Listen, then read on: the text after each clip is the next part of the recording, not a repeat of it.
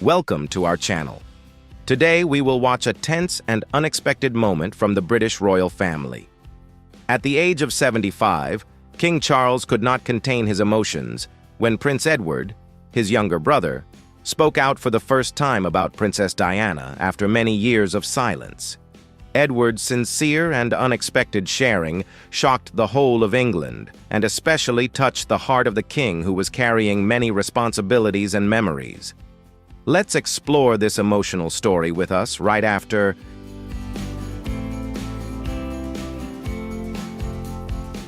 Surely you have heard or discussed Princess Diana at least once, right? If you used to admire Diana, leave the number 1, and if you have only recently learned about her, comment the number 0. Don't forget to enjoy the full video and leave a subscription to support the channel to continue to produce more quality content.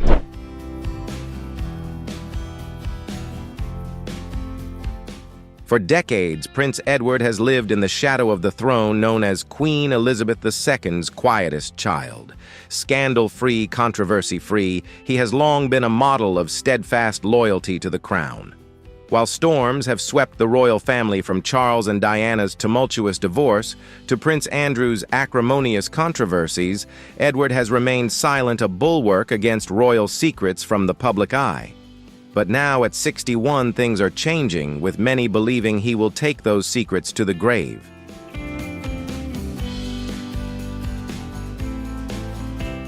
Prince Edward has suddenly broken his silence, and the subject he has chosen to talk about is the most taboo of all: Princess Diana. Not praise, not fond memories, but shocking revelations, what those who have long revered the late princess are calling bad news. Why would such a loyal man choose this moment to speak out? Has something been weighing on his conscience all these years, or have the secrets hidden behind palace curtains become too heavy for him to bear? What truth has prompted the quietest of princes to finally speak? And are we really ready for what he has to reveal?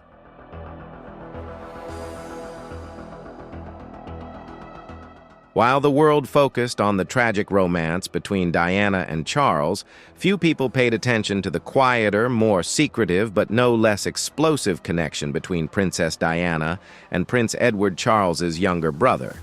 It was not a romance, nor was it an open rivalry.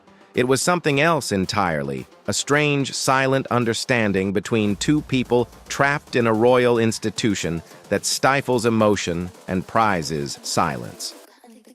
From Diana's earliest days as a royal, Edward watched it all unfold.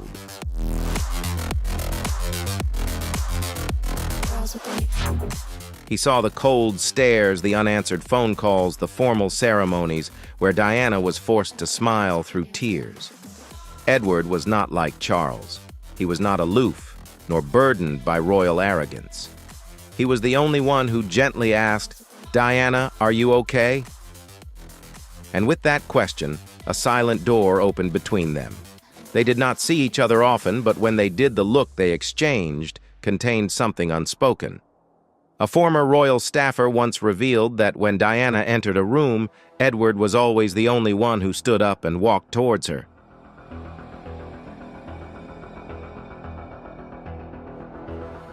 It was more than just politeness, it was something deeper. Edward listened to Diana, something Charles never did, and in letters never published, Diana is said to have written, "Edward understands me in a way that Charles never bothered to." That closeness did not go unnoticed by Charles. In fact, Charles became suspicious. At a private gathering at Balmoral, Charles is said to have confronted his brother. "Why are you on her side? Can't you see she's tearing the family apart?" Edward said nothing. He simply left the room, not in defeat, but in silent defiance.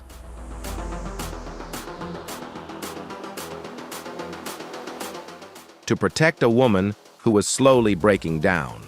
Then came the darkest moment: Diana's sudden death in a horrific car crash in 1997. According to witnesses, the only person who wept openly was not Charles, not even young William, but Edward.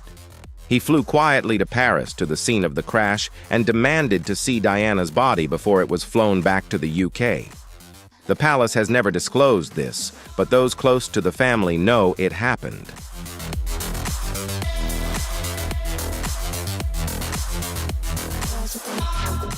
After Diana's death, Edward became more withdrawn.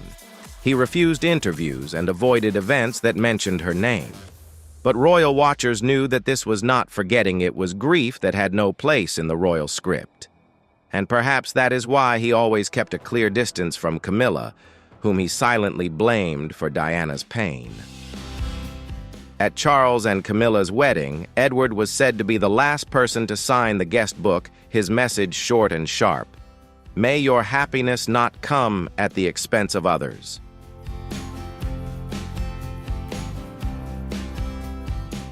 A statement that sent shockwaves through the palace corridors, but remained buried deep inside until recently, when Edward, now 61, finally broke his silence. In a private conversation with a trusted source, Prince Edward is said to have said, his voice trembling, "She didn't deserve any of that. Not the loneliness, not the betrayal. She was more royal than any of us." It was a confession that shocked those present, because it came from a man who had always been seen as a quiet loyalist of the monarchy, and from that moment, buried secrets began to surface.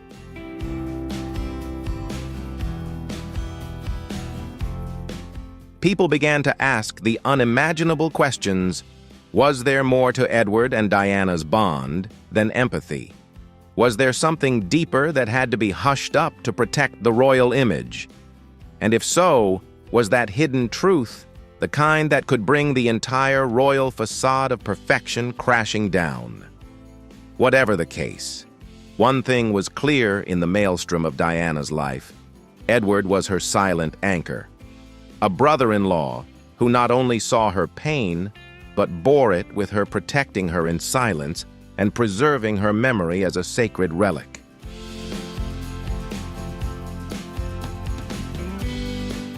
Now that he has broken his long silence, we are left with a pressing question. Is this just the beginning of a bigger story, waiting to explode a truth that could force royal history to be rewritten? Not in fairy tales, but in the raw, heartbreaking truth that has never been told. The royal family has since time immemorial lived by a strict rule: always control how you are perceived.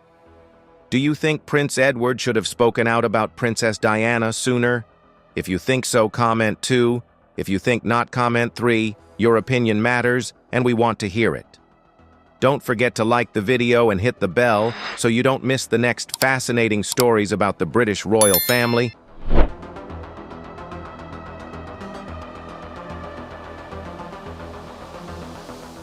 Their image is carefully constructed around being discreet, polished, and detached from emotional turmoil.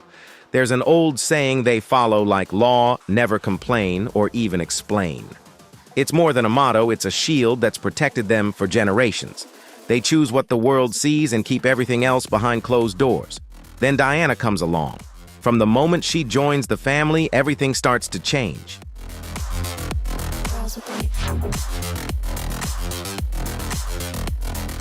She was youthful, vibrant, and had a way of connecting with people that no royal had ever had before. While most members of the family kept their emotions hidden behind perfect smiles, Diana showed her heart openly. She cried when she was overwhelmed. She spoke honestly about things that hurt her, and she didn't pretend things were okay when they weren't. And in doing so, she showed the public something they'd never seen before: a royal who felt like one of them.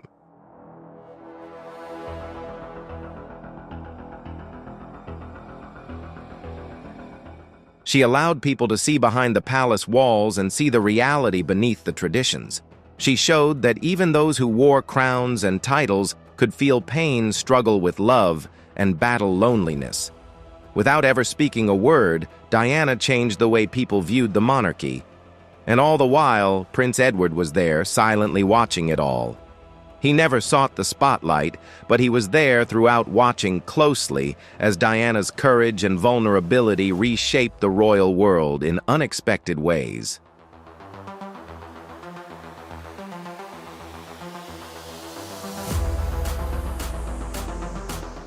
Prince Edward never intervened in the middle of the royal family's struggles, but that didn't mean he didn't pay attention. He watched quietly from the back as Diana's presence gradually turned the entire royal world upside down. Her rising popularity hit the palace like a sudden storm. The royal family had never faced someone like her before.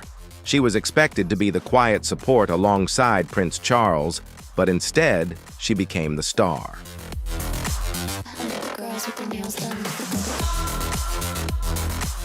Everywhere she went, people cheered her name with delight.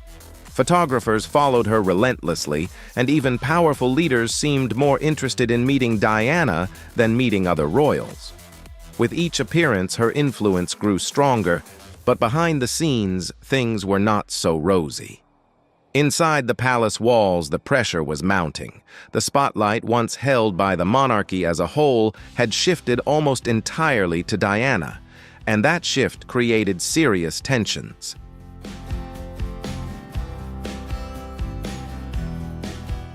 The royal family has always operated in a world of strict rules and quiet traditions. They keep their personal struggles private and expect everyone in the family to do the same.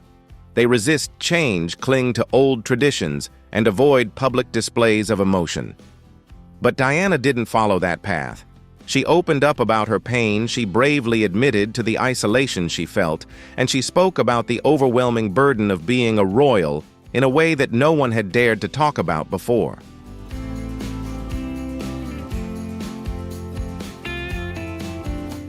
And because of her honesty, the public loved her all the more. Prince Edward, calm as ever, saw it all unfold. He saw how the royal family struggled to keep up, while Diana's openness connected her to the people in ways the royal family could not.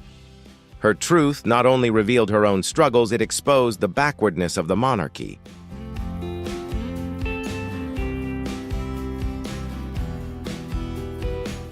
For generations, the family had carefully shaped how the world saw them.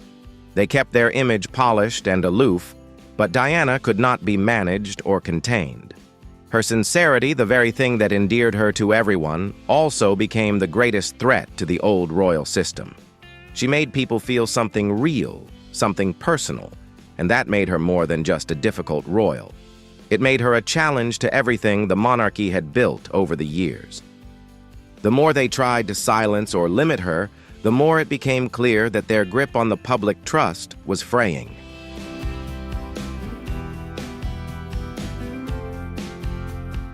At the time, Edward never said a word about what was happening. He remained silent, choosing to observe rather than intervene, but he saw it all every moment, every change.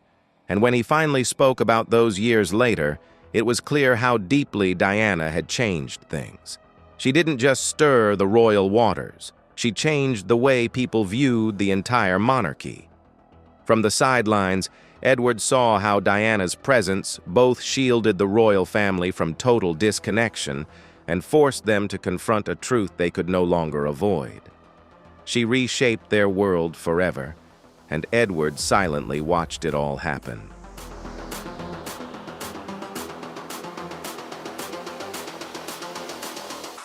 Diana did something unprecedented in royal history. She made people feel that the crown was not just a symbol, but something real and warm.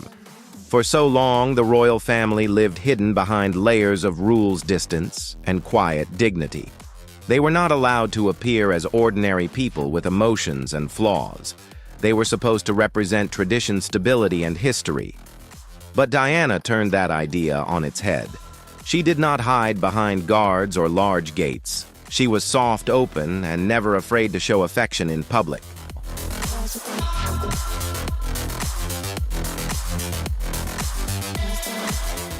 Instead of just waving from afar, she walked into the crowd smiling at strangers, touching their hands, and looking them in the eye with warmth.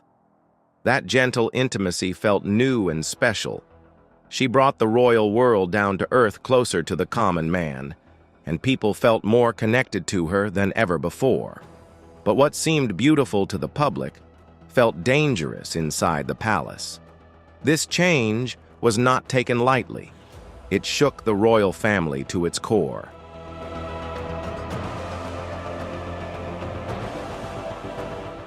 No royal has ever been as naturally and deeply loved as Princess Diana. She did not perform her duties as if they were just a job. Her actions came from her heart. Diana was not just present at official events, but went to hospital beds when others were too afraid to come near. When the world stigmatized people with HIV/AIDS, Diana touched them, hugged them, and made them feel appreciated. She did not need the limelight. She needed real change for those who were suffering. Her trips into landmines were not for show, but to raise awareness and fight for those forgotten in war and conflict.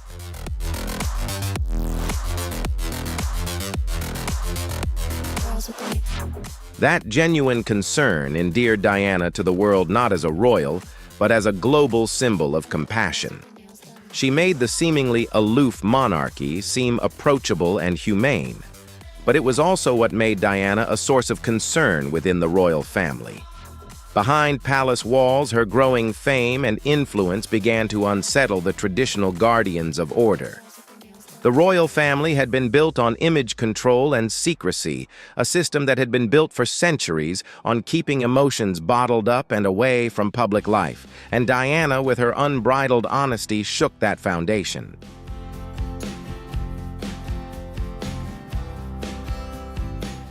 Diana's openness, her tears, and her voice went against everything the family believed in. She was unpredictable.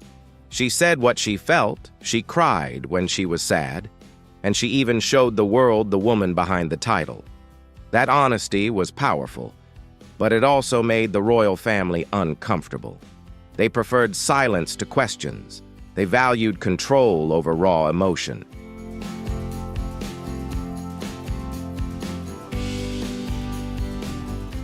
Prince Edward, however, seemed to quietly understand her in a way that others did not. He realized that Diana was more than just a princess. She was someone who had captured the hearts of millions around the world. Edward did not try to interfere or suppress her. He stayed on the sidelines, saying nothing while others tried to protect the royal image by silencing her. He watched her struggle to follow the rules of the palace while still maintaining her freedom. But that balance did not last.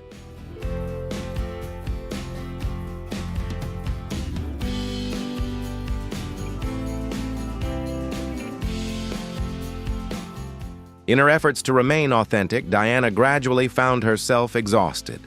Her strength and independence were also her greatest pain.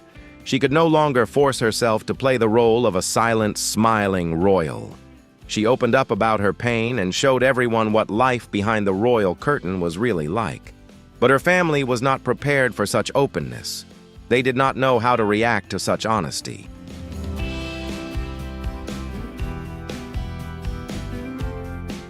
And so it leaves us all with an important question: did Diana's approach help the monarchy grow, or did it tear it apart? Read on to find out the role Diana played. Many believe that Diana gave the royal family a second chance, because before she came along, interest in the monarchy was fading. To the public, it had begun to look like something from the past, rigid, unapproachable, and stuck in its old ways.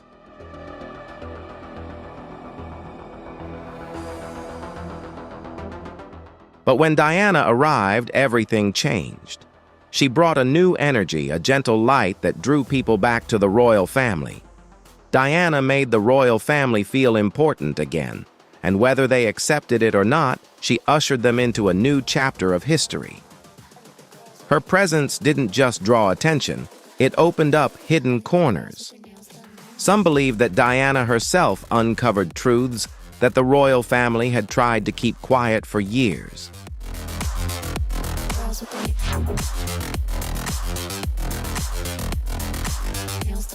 By speaking openly about the trauma, loneliness, and pressures she faced inside the palace, Diana lifted the veil that had been placed on the monarchy's image of perfection.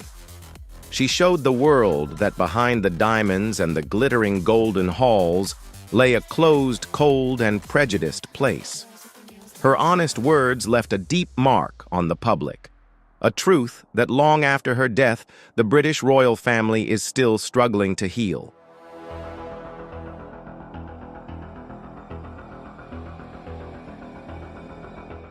Meanwhile, Prince Edward, who was always known for his calm and reserved demeanor, kept quiet throughout. He was not the heir to the throne like Charles, nor the tradition breaker like Diana, but he had seen it all. From behind the scenes, he had quietly observed the first cracks in the royal image long before the world had noticed. Then came the fateful moment, August 31st, 1997, when the news of Diana's death in a Paris car crash shocked the world. It was a huge shock, not just a personal loss, but a collapse of trust on a global scale.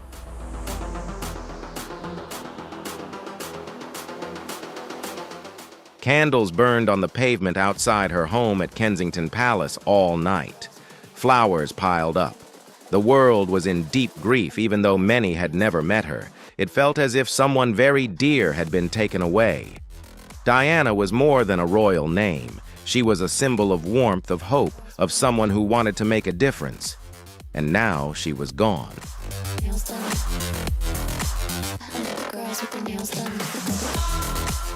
The grief was overwhelming, but while the streets were filled with grief, something strange was happening behind the palace doors.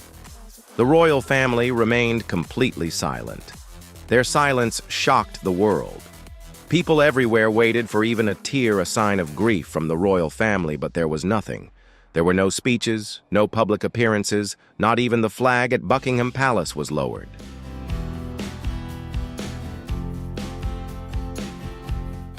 The family was locked in, still clinging to old customs and formality in a world starved for openness and emotion.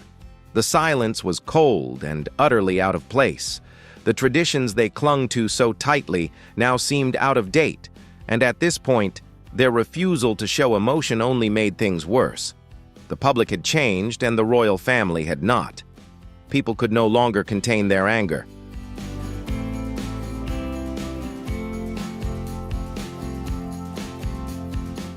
They wanted answers. Why didn't the Queen say anything? Why didn't Charles say anything? Did they feel anything? Public frustration grew by the minute. Headlines attacked the royal family. Celebrities began speaking out against them.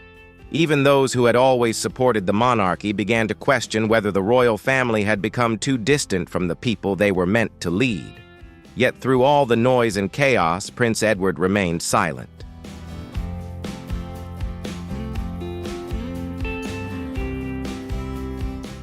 Deep down, he was suffering, but he never showed it. He was not Diana's husband like Charles, he was not her child like William or Harry, but he was close enough to see her struggles. As her brother-in-law, he witnessed her pain silently in a way that others might not. Yet he said nothing. His silence held more emotion than any public speech. And by the time the Queen finally addressed the nation, the damage was done.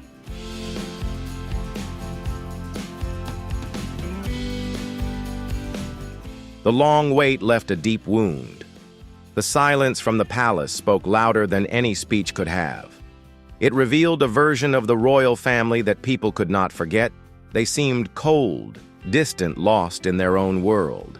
And just as Diana's brave honesty had stirred things before this moment of silence left its mark.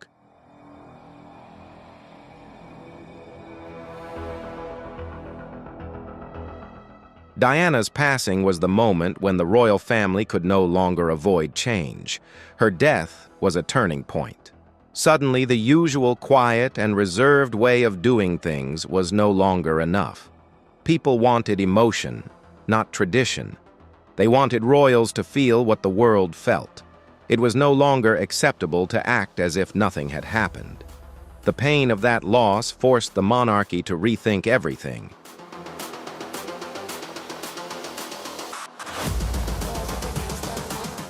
They had to open up. They had to show the world that they were human. While the family worked to repair their image and learn to reconnect with the public, Edward remained in the background. He never stepped forward. He never appeared on television or wrote anything. He never shared his feelings or told the world how Diana's death had touched his heart. But he watched it all happen. The grief, the anger, the slow change in the royal family.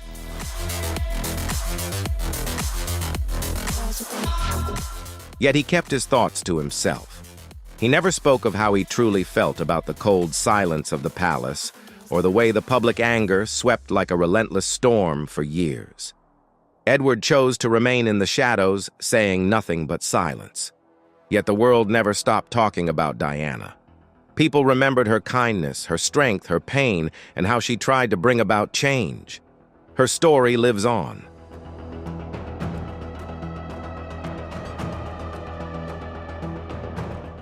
Interviews, films, and books keep bringing her back into the conversation. The way she was treated by the palace still makes people feel uncomfortable. Her memories stir up emotions that never seem to fade, and through it all, Edward never gave his opinion. He remained invisible until this moment. Want to hear what he finally had to say? Read on for the shocking revelations about Princess Diana. After years of silence, Prince Edward finally spoke out, taking everyone by surprise.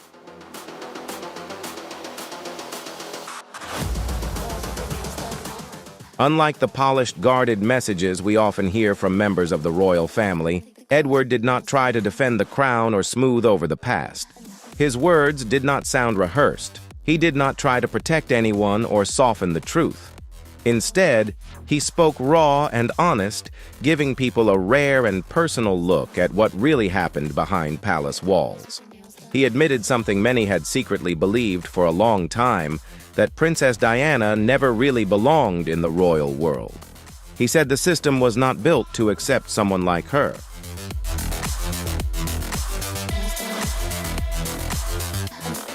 Diana's warm heart, her openness, and the way she expressed her emotions so clearly were all seen by the institution as weaknesses, not strengths.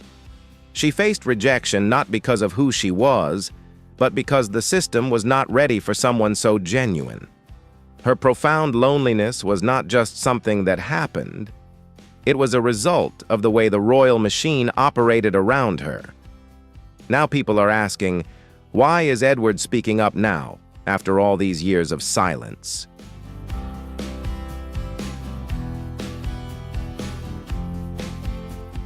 Many believe this is more than a coincidence. Right now, the royal family is under pressure. Younger voices are questioning whether the monarchy still has a place in today's world. The same issues that beset Diana are being raised again, and her memory is right at the heart of it all. Edward's words don't just feel like a look back.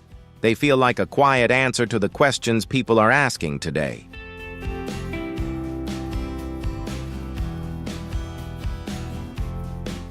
What made Edward's message different was that it was not politically charged or emotionally charged by his position in the royal family. When Charles spoke about Diana, he always kept his tone formal and careful, as if he were performing a duty rather than remembering a person. William honored his mother with love and respect, but kept his distance, avoiding letting her story affect his future role as king.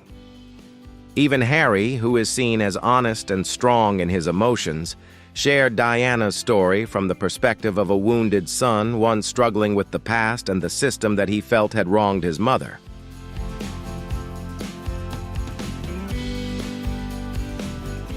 As for Edward, he did not speak from the position of an heir, nor did he come to the conversation with any sense of challenge or affirmation. He did not seek attention, did not need pity, nor did he try to make an impression. The way he spoke, quietly, briefly, but with weight, gave a sense of authenticity, as if he were simply stating a simple thing that everyone knew in their hearts, but no one had the courage to affirm. In just a few short sentences, Edward confirmed a truth that left many people speechless.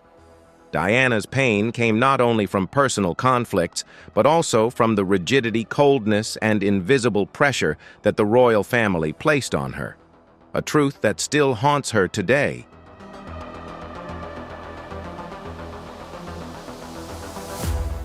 Edward's quiet honesty is now shaking the royal family in unexpected ways. His words have raised new questions about what else might be hiding behind the royal family's seemingly flawless exterior. What he said isn't just bringing back pain from the past, it's creating real ripples now. Prince Edward's comments have gone beyond old memories. They've reopened wounds that the royal family has never fully healed.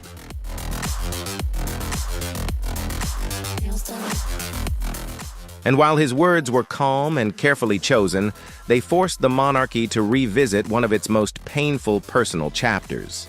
For a long time, the royal family has been working hard to change how the public sees them. They have tried to distance themselves from the pain and scandals that have accompanied the life and heartbreaking death of Princess Diana. They have wanted to rebuild their image to show a different side, one that is not entangled in sadness or old mistakes.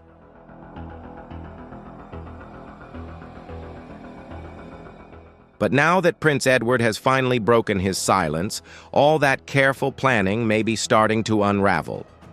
Initial reactions to his words have been mixed. Some people were confused and some deeply hurt.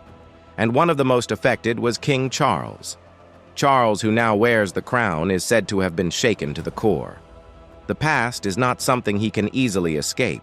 His history with Diana still casts a heavy shadow over him, a chapter that many consider one of the most painful failures in royal history. Edward's comments stirred up old memories of decisions Charles made that changed Diana's life and deeply damaged the way the world viewed the monarchy. For him, this was more than just history being rehashed. It was about wounds that had never really closed, emotions that lingered just below the surface.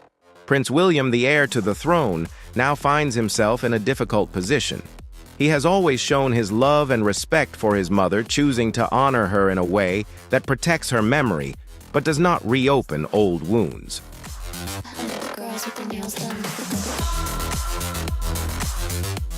At the same time, he was trying to guide the monarchy into a new era, one that leaves the past behind.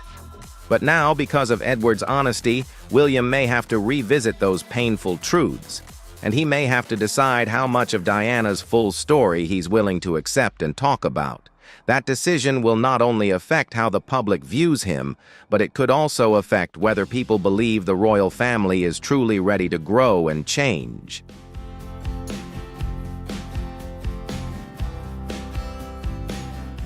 Then there's Prince Harry, who has been the most vocal when it comes to Diana's legacy. Much of his decision to step back from royal life came from the same issues that Edward has now acknowledged existed. Harry has long said that his mother was treated unfairly, that her voice was often ignored or silenced. Edward's words may have provided a sense of long overdue validation for Harry, proof that someone else in the royal circle finally understood.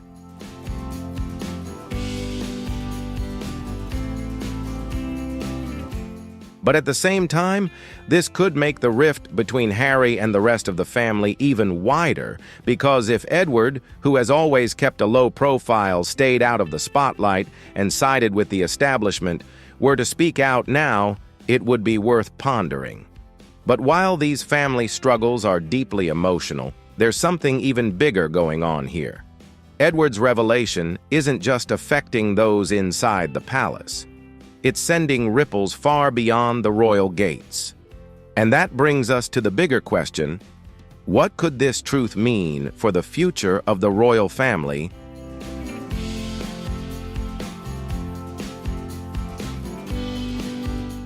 The public reaction to Edward's revelations has made it clear that his decision to finally speak out is adding to the pressure on an already fraying royal system. Today's world demands truth and openness, and the royal family is struggling to keep up. So when someone like Edward, who has always been known for his calm, respectful, and quiet demeanor, decides to confront the painful truth surrounding Diana's life, people can't help but wonder what else might be lurking behind palace walls. Some believe his openness may be just what the monarchy needs. By admitting past mistakes, the royal family can finally show the public that they are capable of learning, changing, and becoming better.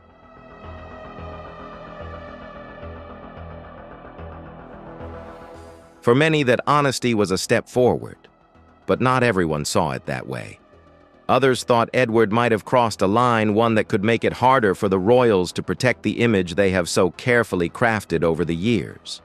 Regardless of where they stand, one truth is now inescapable: the royal family can no longer pretend the past didn't happen.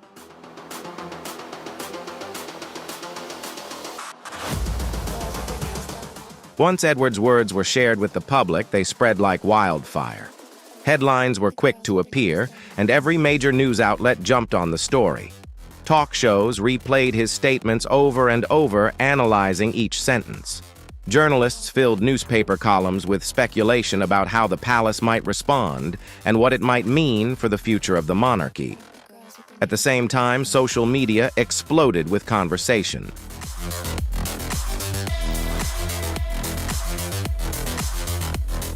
In today's fast-paced digital world, where every public statement is scrutinized and discussed instantly, Edward's comments became a big moment. People had strong reactions. Some felt that Edward had finally said what had needed to be said for years. They praised him for his honesty and courage for bringing to light a truth that had been hidden for so long. For these people, his honesty was powerful and healing. It brought dignity to Diana's pain and held the royal system accountable.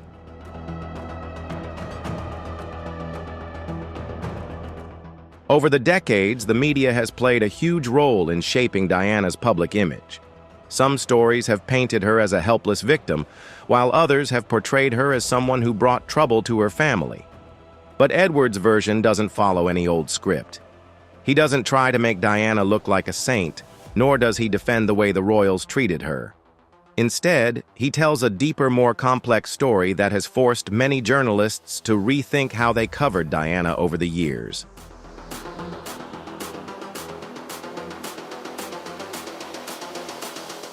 The biggest reaction, however, didn't come from TV or newspapers. It came from ordinary people online. In an instant, users were posting videos, comments, and personal thoughts. Hashtags related to Diana, hidden royal secrets, and demands for transparency went viral. Many young people, some of whom weren't even born when Diana died, started talking about her again. They started comparing her experience to Meghan Markle's and wondering if the royal family could survive if it kept repeating the same painful mistakes.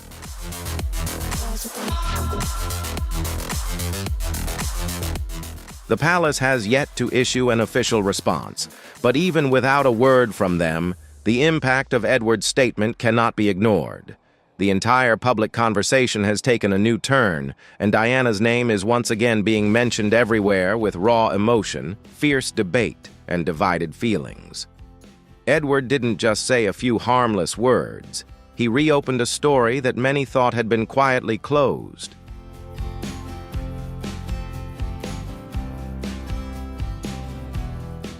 His choice to break his silence after so many years felt like a turning point in how the royal family dealt with uncomfortable truths. For a long time, the way they got through difficult times was to say nothing, believing that silence would keep their reputations safe. But Edward's decision showed something different. Keeping quiet doesn't make a problem go away. It just delays the moment when the truth comes knocking. His honesty brought Diana's pain back into focus.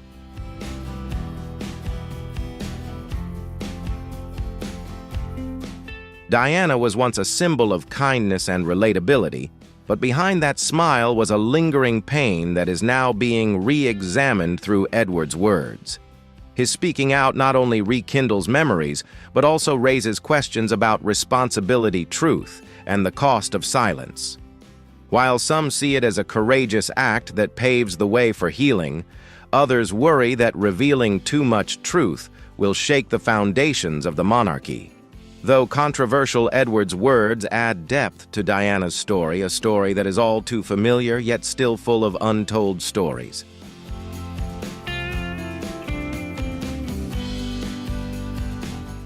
The story of King Charles being overcome with emotion at the age of 75, after Prince Edward spoke for the first time about Princess Diana, revealed the deep emotions behind the halo of the British royal family. Although time has passed, the emotional wounds and memories of Diana are always present in the minds of those who remain. Thank you for watching today's video. Don't forget to like, share, and subscribe to the channel to continue accompanying us in the latest stories about the royal family. Welcome back to the channel, everyone. In today's video, we're diving into a truly explosive moment that's taken the royal family by storm. Queen Camilla, a woman who has fought to solidify her place within the monarchy, has found herself caught in a whirlwind of emotions after Kate, the Duchess of Cambridge, was spotted wearing one of Princess Diana's most treasured heirlooms. This bold move has sent shockwaves through the palace, igniting a firestorm of reactions and raising questions about royal power dynamics. Stay tuned as we break down the significance of this moment and what it means for Camilla, Kate, and the future of the royal family. Let's get into it. Do you think Kate wearing Princess Diana's most treasured heirloom would cause tension within the royal family? Leave a 1 if you believe it's a meaningful gesture, or a 0 if you think it's just a coincidence. Don't forget to enjoy the video and hit that subscribe button for more support.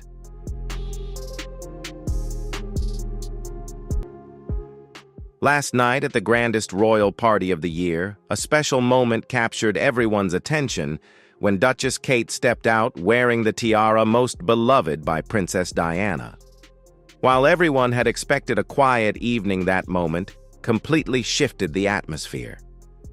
Kate in the sparkling tiara silenced the entire room, and instantly all eyes were on her. Was it just a piece of jewelry, or a powerful message filled with love and royal memories? This left many people pondering.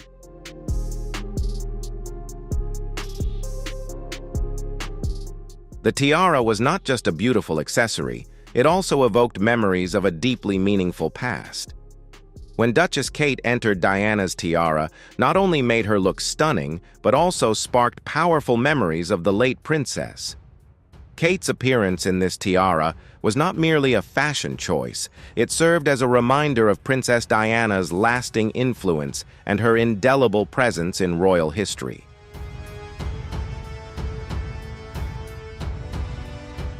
As soon as Queen Camilla entered the room, she looked flawless in her own tiara. However, her gaze quickly landed on the tiara atop Kate's head. A brief moment of hesitation appeared in her steps, her smile fading, and it was only after that everyone could sense a shift in the atmosphere. Camilla tried to hide her emotions, but those nearby noticed that she was deeply moved. For the first time, the tiara wasn't just jewelry. It evoked memories of a past and a legacy of a woman she could never replace.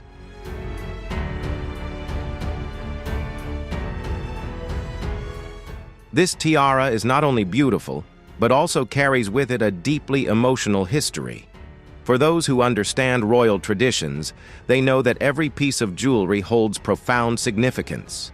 This tiara, once belonging to Diana, is now more than just an ornamental item. It is a symbol of love, memory, and greatness.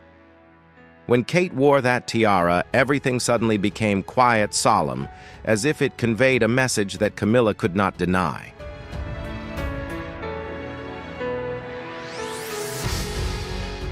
For Camilla, that tiara was not just a simple piece of jewelry. It symbolized a relationship, a legacy that she could never have. When she noticed Diana's tiara on Kate's head, emotions surged within her. It was more than just a choice of adornment. That tiara was a clear sign of Kate's position within the royal family, and that reality made Camilla uncomfortable.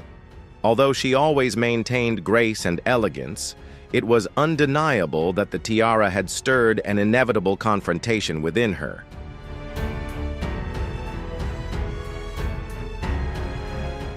In the end, the tiara shone not only with its stunning diamonds, but also carried an unspoken message. It was a reflection of the past, of memories of Diana that no one could replace. For Camilla, this tiara was a profound message she could not respond to, as that legacy and love will always belong to Diana. When Kate wore the tiara, everything felt more intimate and personal than ever before. It was not just a piece of jewelry. It was a reminder of what has passed and of the things that will never change.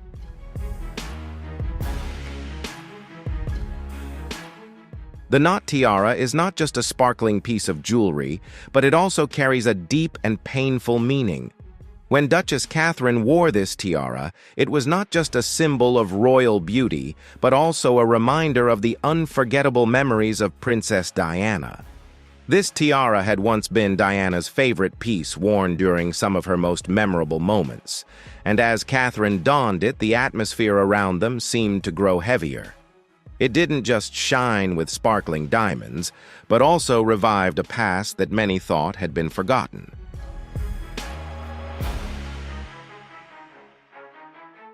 For Queen Camilla, that tiara is a reminder of a role she was never allowed to step into. Though she has become queen consort, it's undeniable that the past between Diana and Charles still haunts her. When she saw Catherine wearing Diana's tiara, Camilla couldn't help but feel a deep discomfort.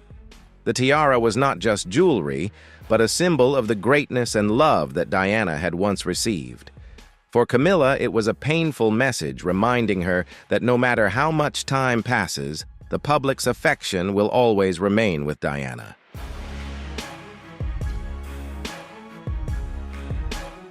The knot tiara is not just a beautiful piece of royal jewelry, but it also carries the weight of a legacy. Many in the palace believe this tiara was Diana's invisible shield, making her strong even in her most difficult moments. When Catherine wore this tiara, it wasn't just a fashion choice. It was a reimagining of a story that has become embedded in the hearts of the public. For Camilla, seeing Catherine wear Diana's tiara might have felt like an unavoidable reminder that she would never inherit that legacy.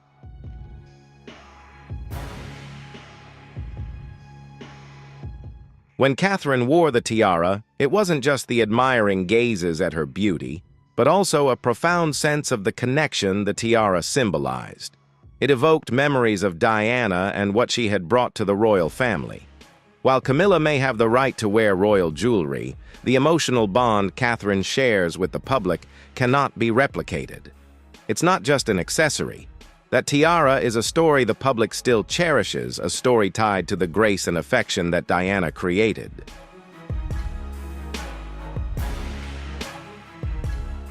So how did this tiara end up in the hands of Duchess Catherine? When Queen Elizabeth passed away, the palace announced that her private jewelry collection would be divided according to a strict royal procedure. Camilla, as queen consort, was given the first choice, but the knot tiara was not one she had the right to possess. It wasn't a personal favor, but a royal protocol. In this process, the selection of jewelry was determined by rank and status, and this special tiara was granted to Catherine.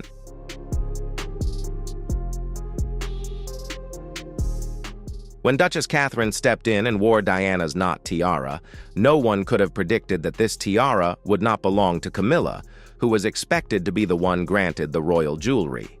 Regarded as a symbol of power and love, this tiara was not just an accessory, but a reimagining of a past tied to Diana. However, when the tiara was passed to Catherine, many in the palace were surprised. The unspoken connection between Queen Elizabeth and Catherine made this transfer even more significant. Perhaps the Queen wished to honor her daughter-in-law, but others believed this decision had been made long before Camilla began selecting her own royal jewelry.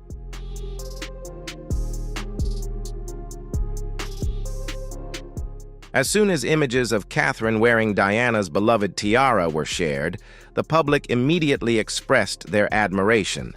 Many compared her to Diana, and some even believed she was a reflection of the late princess. The praise and comparisons were not only about her appearance, but also the spiritual connection Catherine conveyed. For Camilla, this was far from easy. After years of striving to be accepted by the public, seeing people honor another woman wearing the jewelry so closely tied to Diana was a great challenge. Though Camilla tried to project confidence, it was undeniable that a wave of hurt rose within her.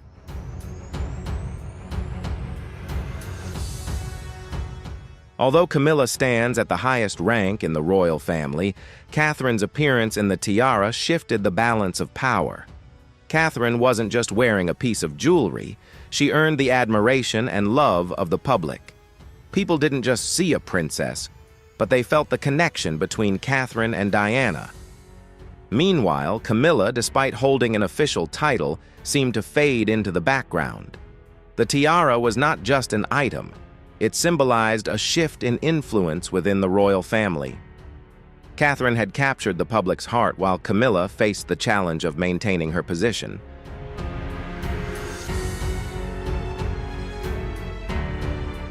Camilla, unwilling to stay silent, reacted to this shift at the next royal event.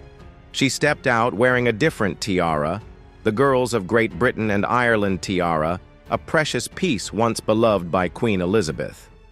This was Camilla's way of proving that she could still represent the stability and tradition of the royal heritage. However, even though she maintained her graceful demeanor and pride with this tiara, the public's attention remained elsewhere. Everyone's gaze was still on Catherine, who had captured the moment with Diana's tiara.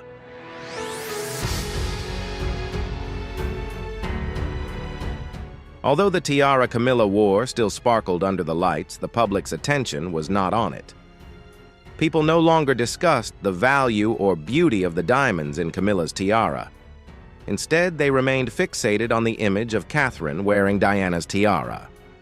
This highlights that despite Camilla wearing valuable royal jewelry, the emotions and significance behind them could not compare to the tiara of Diana, a piece of jewelry that is intertwined with a story the public continues to cherish.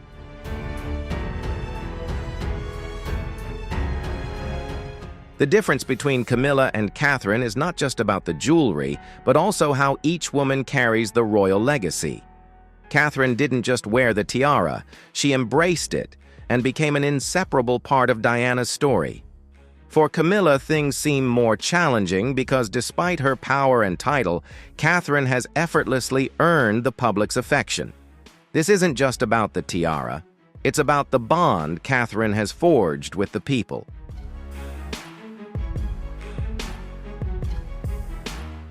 When Duchess Catherine stepped in wearing Diana's beloved tiara, the world immediately responded with admiration and strong emotion. The public didn't just see Catherine wearing a sparkling royal accessory, but also felt a deep connection between her and Diana. This created a stark contrast with Camilla, who may also wear beautiful tiaras, but fails to evoke the same emotional connection as Catherine. Although Camilla holds a high position and official title, the moment Catherine wore that tiara showed that love and public admiration cannot always be measured by rank.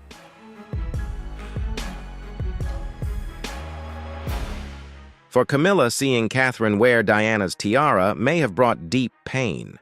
Despite her efforts to appear confident and assert her position, the public's attention was not on her. People continued to compare her to a woman who was no longer here, and this is perhaps what hurt Camilla the most. While she has earned the title of Queen Consort and possesses other magnificent tiaras, the emotional connection the public has with Catherine remains much stronger.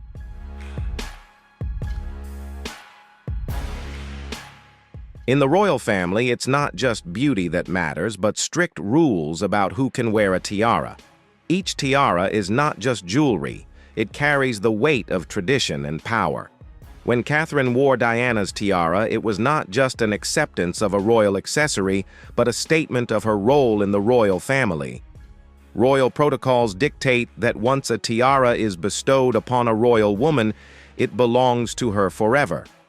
This means that when Catherine received Diana's tiara, Camilla could never have it, not even once. This transfer was not just about power, but about emotion and the connection with the public.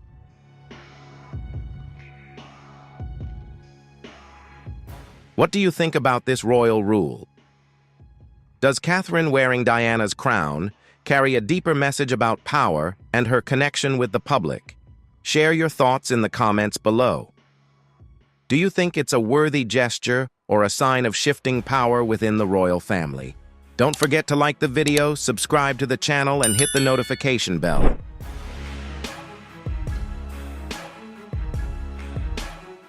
When Catherine wore Diana's tiara, It wasn't just the sparkling diamonds, but the memories of a woman the public has never forgotten. Each time Catherine appeared with this tiara, she not only displayed elegance and beauty, but also inherited Diana's legacy. People didn't just see a beautiful tiara, they felt the spirit and heart of Diana through Catherine. That's why every time Catherine wears this tiara, the public senses Diana's strong presence as a continuation of the legacy she left behind.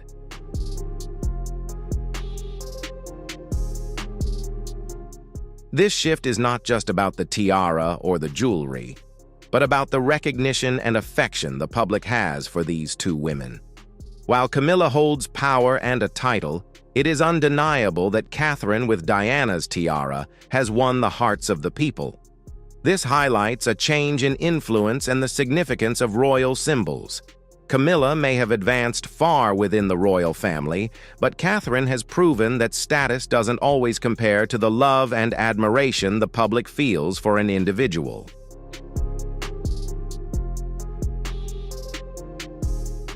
Duchess Catherine, without saying a word, captured the hearts of the public when she wore Diana's tiara. It wasn't just a sparkling piece of jewelry, it evoked powerful emotions tied to an unforgettable past, and now it seems to belong to Catherine. The admiration the public has for her is not something she strives to earn. It is the result of her composure ability to maintain grace under pressure and her charitable work. Catherine not only inherits Diana's legacy, but also continues to build a deep connection with the public, a bond that Camilla has struggled to achieve.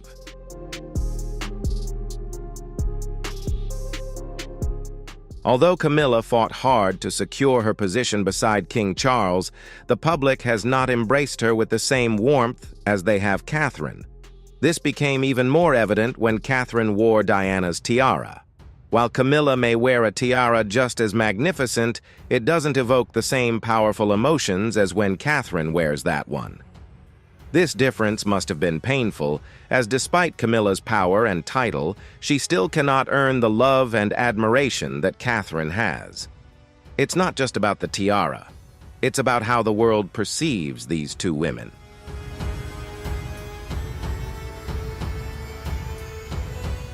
The tiara is not just royal jewelry, but carries deep emotional power.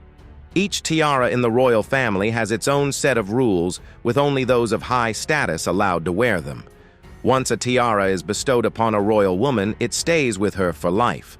For Catherine, Diana's tiara is not only a beautiful piece of jewelry, but a symbol of love, sacrifice, and spiritual connection. In contrast, for Camilla, while she may wear other valuable tiaras, the affection the public has for Catherine cannot be replicated.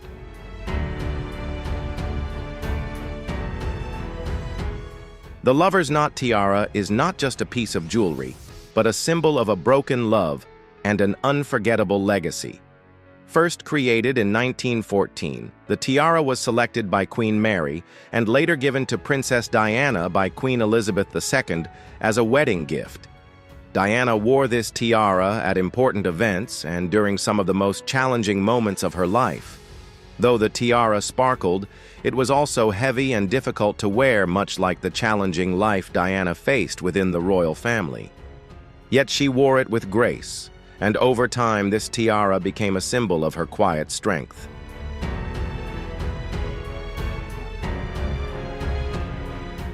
After Diana's passing, the tiara disappeared from the public eye as if it too carried the sorrow of her loss.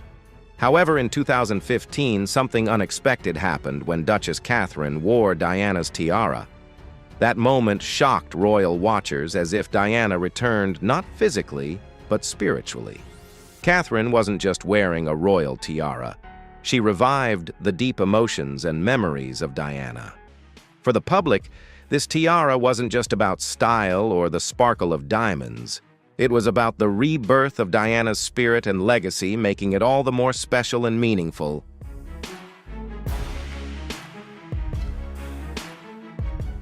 Although Camilla holds the title of Queen Consort and power within the royal family, public acceptance is something she has yet to achieve to the extent Catherine has. She may have the tiara's estates and all the royal ceremonies, but the affection and admiration the public has for Catherine cannot be compared. Each time Catherine appears wearing Diana's tiara, the public doesn't just see her as a duchess, but as someone continuing Diana's legacy. This cannot be bought with rank or title. It is only the result of a genuine emotional connection, something Camilla will never have.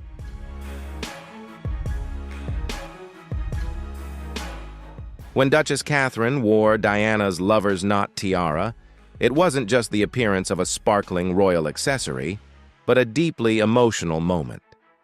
This tiara belonged not only to Diana, but also symbolized love and sacrifice. For the public, the tiara was not just an ornament, but a spiritual connection to the past. When Catherine wore it, people felt that she was not only carrying Diana's story, but also continuing her legacy. This tiara, though not the most expensive piece of jewelry, holds the deepest spiritual value, a part of royal history that only Catherine could continue.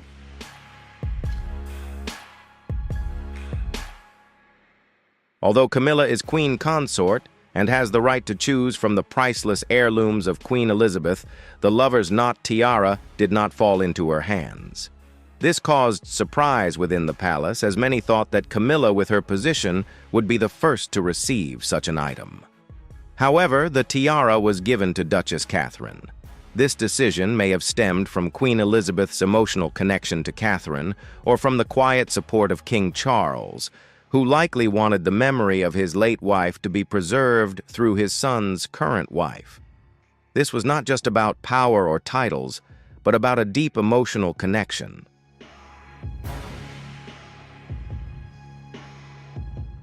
Royal treasures are not just about the value of the items, but also about the stories and meanings behind them. Duchess Catherine has received many precious items from Queen Elizabeth's collection, such as brooches, necklaces, and accessories linked to Princess Margaret. However, the biggest difference is that emotionally valuable items like Diana's tiara were not passed to Camilla. This not only caused Camilla to be less in the spotlight, but also added a sense of disappointment. Despite enduring many challenges to earn her position as queen consort, when the moment to shine came, it was Catherine who stepped into the light, having captured the hearts of the public.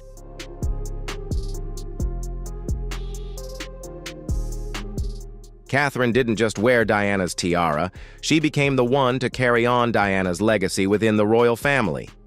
People didn't just see a tiara, they felt Diana's spirit and kindness through Catherine. The admiration for Catherine comes not just from her outer beauty, but from her grace and ability to remain composed under pressure. When Catherine wore that tiara, the public didn't just see a duchess, they saw Diana revived in a new generation, continuing to shine and bring sincere affection to everyone.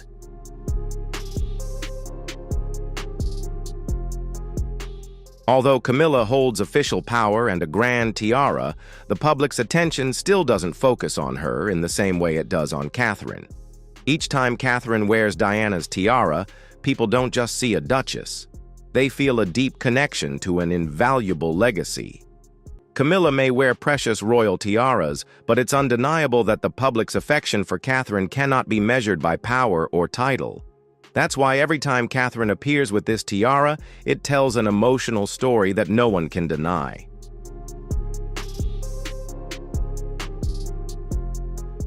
The lover's knot tiara, though, just a piece of jewelry, carries with it a story full of emotion and history. Created in 1914 and originally intended for Queen Mary, it was passed down to Queen Elizabeth II and later gifted to Princess Diana. This tiara was not only a wedding gift, but became a symbol of Diana's strength and resilience during her difficult years within the royal family. And when Catherine wears this tiara, the public doesn't just see a beautiful duchess, they feel a powerful continuation of Diana's legacy, an irreplaceable presence in the hearts of the people.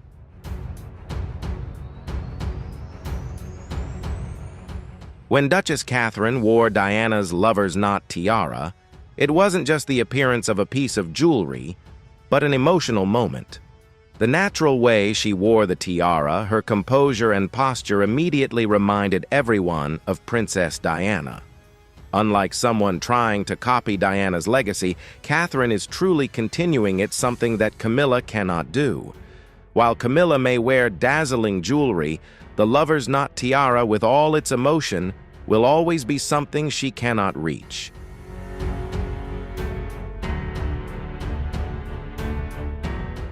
When Catherine wore this tiara, the public's reaction couldn't have been clearer.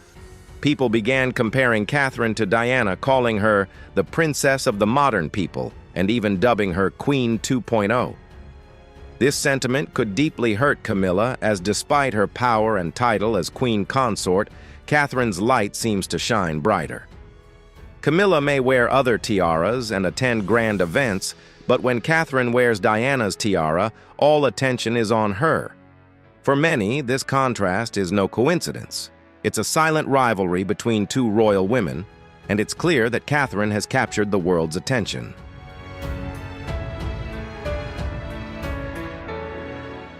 This piece of jewelry is not just a magnificent royal artifact, but also a powerful spiritual symbol. Diana's lover's knot tiara carries with it a deeply emotional and meaningful story. When Catherine wore this tiara, the public didn't just see a beautiful accessory. They felt Diana's spirit continuing to live through her. This isn't just about material value or the sparkle of diamonds. It's about the spiritual connection Catherine has built with the public. People didn't just see a duchess, but someone who is carrying on Diana's legacy.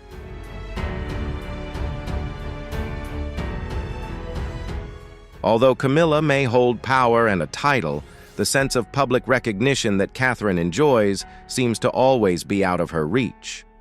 This event is not just about the tiara, it's a reflection of how the world perceives her. Catherine doesn't need to fight for the love and admiration of the public. She naturally earns it through her grace and virtue. While Camilla has struggled for years to gain acceptance, Catherine has obtained it all in just one moment.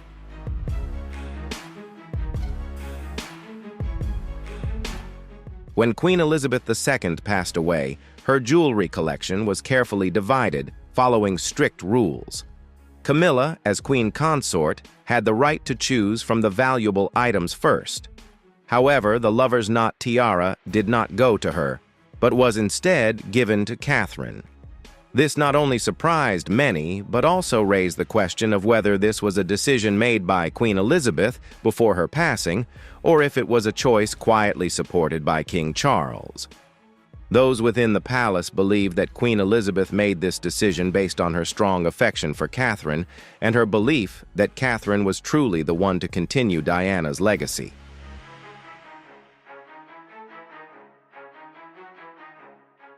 Although Camilla spent many years proving herself and ultimately achieved the position of queen consort the moment Catherine wore the lover's knot tiara, the public turned away from Camilla. Despite Camilla holding power and a title, she could not capture the admiration of the public in the same way Catherine did. This event was not only a standout moment for Catherine, but also a significant shift in how the public perceives the two women within the royal family. For many, Catherine is now the new symbol of the monarchy, while Camilla seems to remain on the outside, unable to ever truly possess that affection.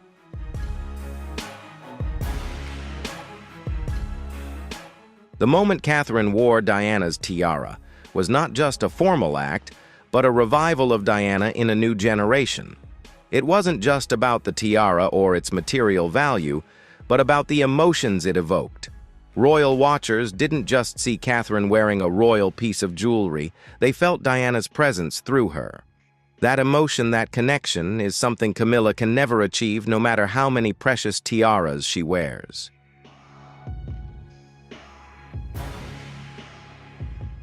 What do you think about this surprising moment? Do you believe Kate's decision to wear Princess Diana's most cherished heirloom was a sign of respect or a subtle message to Camilla? Let us know your thoughts in the comments below. Don't forget to hit the like button, subscribe to the channel, and ring the notification bell so you never miss out on more royal drama. We'll see you in the next video with more juicy details. Hello, everyone! The Duke of Kent has just officially announced that Princess Catherine will replace Queen Camilla as the leader of the Order of the Garter, the oldest and most prestigious organization in the British royal family. This surprising decision not only marks the transfer of power, but also affirms Catherine's increasingly important position in the royal family. So why is Catherine entrusted with this important responsibility? Let's find out right away.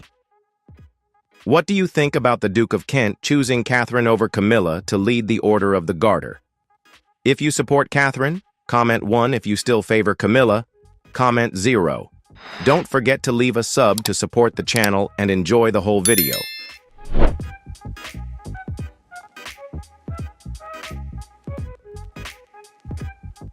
Bestfil. The Order of the Garter is a highly respected tradition in British royal history, dating back to 1348, when King Edward III founded it.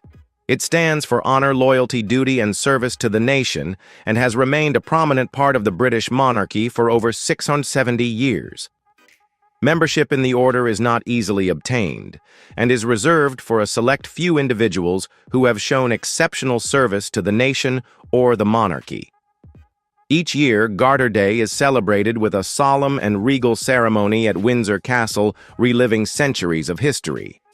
However, in June 2025, a momentous event occurred that touched the hearts of many. A simple transfer of power turned into a moment of momentous change.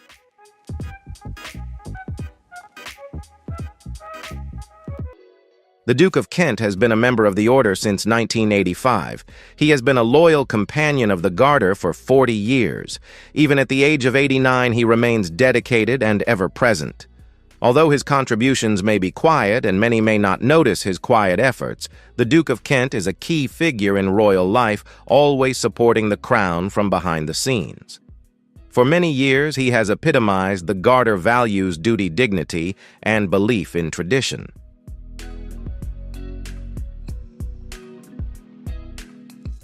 However, as he got older, he made a major decision that would impact the royal family. He chose to step back and focus on the future rather than dwell on the past. He chose Catherine, Princess of Wales. The decision came as a surprise to many, but to those who paid attention, it made sense. Catherine was admired for her gentle strength, deep compassion, and modern grace. She became very popular across the country, evolving into something more than just a royal figure. Catherine represented quiet leadership by blending royal traditions with the modern world.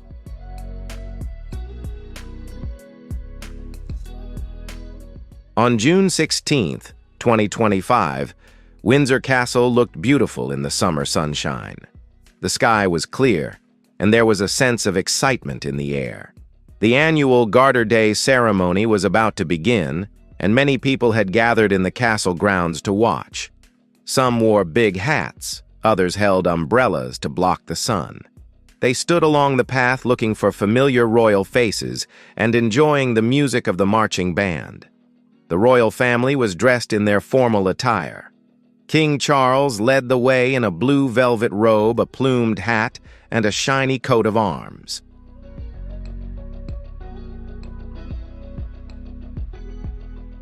The royal family wore traditional formal attire. King Charles led the procession in a blue velvet cloak, plumed hat, and shiny coat of arms. Queen Camilla walked beside him, elegant and composed. Other important royals followed: Prince William, Princess Anne, the Duke and Duchess of Edinburgh, and the Duke and Duchess of Gloucester. The procession was graceful, combining ancient tradition with modern pride.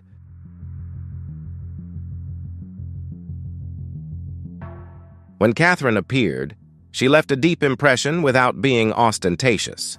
She was naturally beautiful and exuded elegant charm. Her white peplum dress by self-portrait was simple yet sophisticated. Her round, saucer-shaped hat by Shaw Barrett added a classic, sophisticated touch. Her pearl jewelry was soft and timeless, blending the whole look. Her chestnut hair was in soft waves, and her makeup was light with smoky eyes, rosy cheeks, and pale pink lipstick, all of which combined to create an effortless elegance.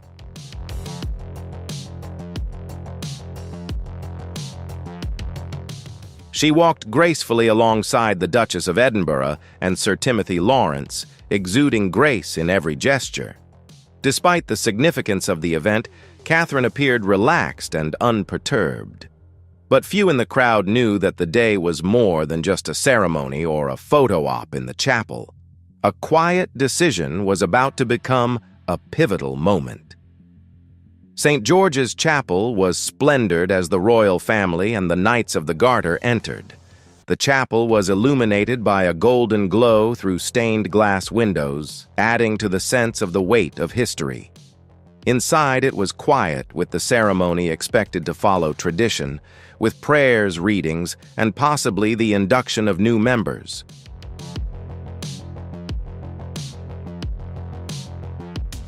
However, an unexpected development occurred.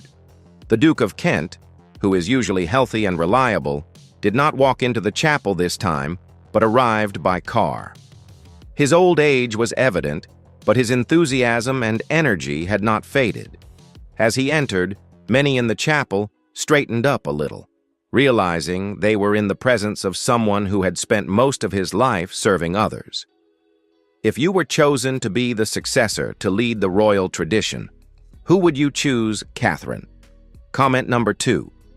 Camilla. Comment number 5. Don't forget to like and subscribe to the channel to support us in continuing to bring exciting royal news.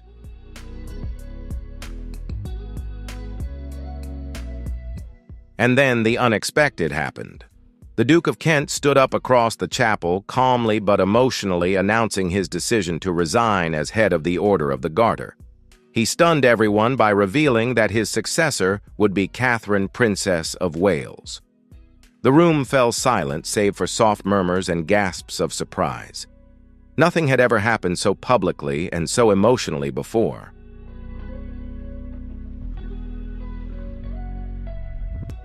It was not just a transfer of a title, but a symbol of trust, recognition, and transformation. It signaled that the old royal family was giving way to the future. The Duke gently explained why he had chosen Catherine: her love of the royal family, her devotion to duty, and her ability to respect history while keeping a firm grasp on the present. He believed that she was not only a princess, but also a talented leader with a confident outlook.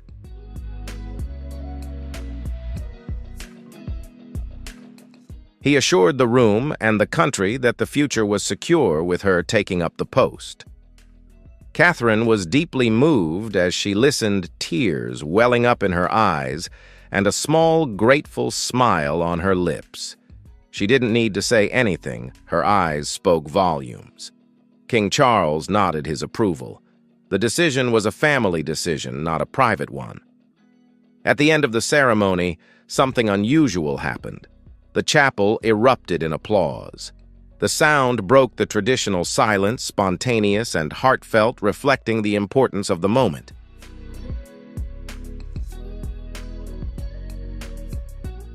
The passing of responsibilities in the ancient chapel was not only a continuation of tradition, but also a commitment to the future. The Duke of Kent had spent his life in service, and now he was entrusting that responsibility to someone he believed could continue it with love, strength, and grace. Catherine, in her pure white gown and eyes alight with faith, entered into that promise with a calm, unpretentious demeanor. Her actions spoke volumes, a willingness, a spirit of service, and a loyalty to both family and country.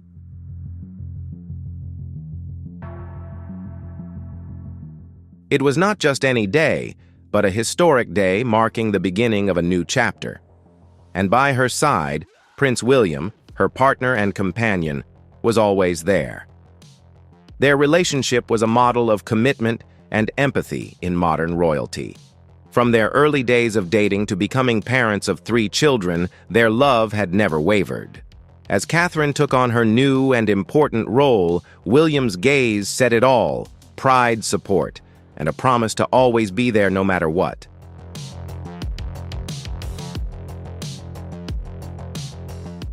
When Kate went through a difficult time in her life, William was there to support her with love and stability. Their already beautiful love story became more special than ever. Kate's life changed dramatically when she, who had always been private and happy in her royal duties, suddenly withdrew from the spotlight. Her absence quickly attracted attention, and speculation began to spread.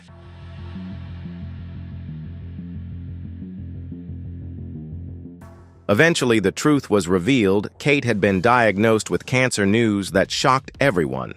While it was heartbreaking for both her and William, they faced the challenge as a team, not just as husband and wife, but as a couple who supported each other through thick and thin. William became her devoted protector, comforting and rock, always by her side, quietly comforting her with small, caring gestures rather than grand public statements.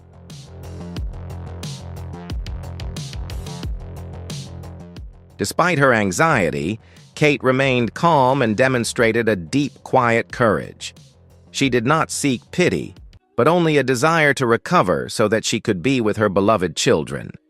Despite facing great health challenges, she always remained optimistic, resilient, and determined to return to royal duties as soon as possible. At the same time, she maintained her kindness and deep concern for those around her, not allowing her illness to diminish her inherent good values.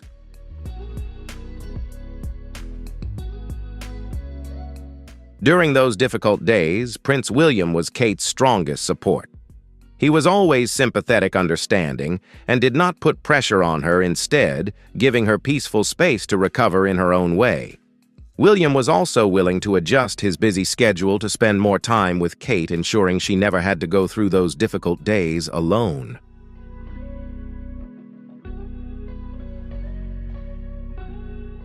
William also thoughtfully plays with the children whenever Kate is tired, bringing peace and balance to the small family.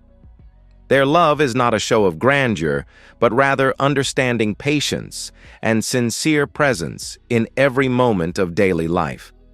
Even when she has to go through difficult, tiring mornings, Kate still finds joy in having William by her side, who knows how to make her laugh and becomes a solid support when she wants to be quiet.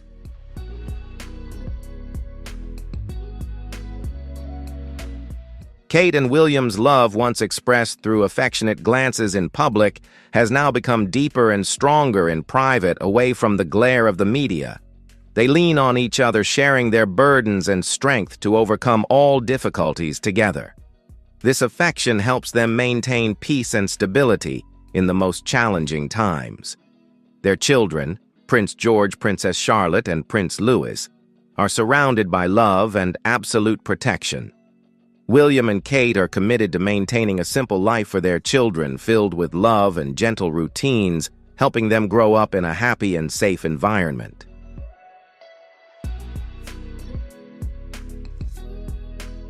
Despite her tiredness, Kate always takes the time to read stories, lull her children to sleep, and listen to their innocent stories.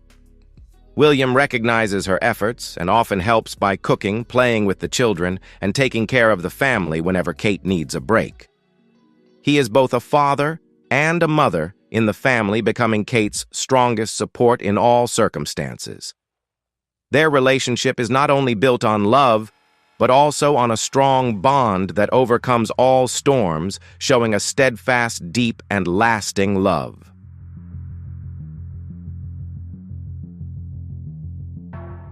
Kate began to feel better.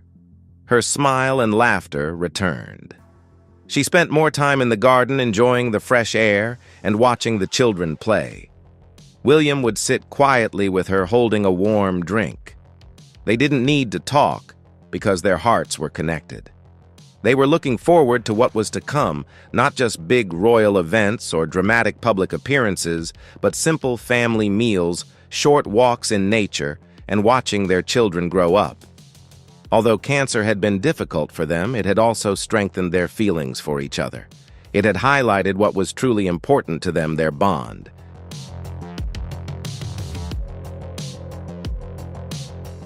William always knew how to make Kate feel stronger and more confident in difficult times. He reassured her that there was no shame in asking for help, and that independence did not mean doing everything alone. It was sharing and relying on each other that was true strength. With William by her side, Kate gradually realized the value of showing grace kindness and the strength of just being there for someone as a solid support.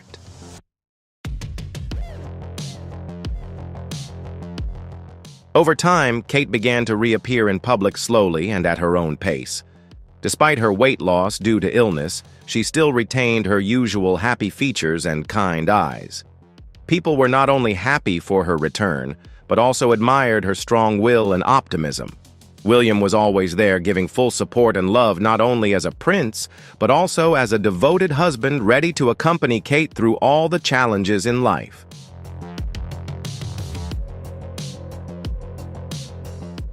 Prince Edward.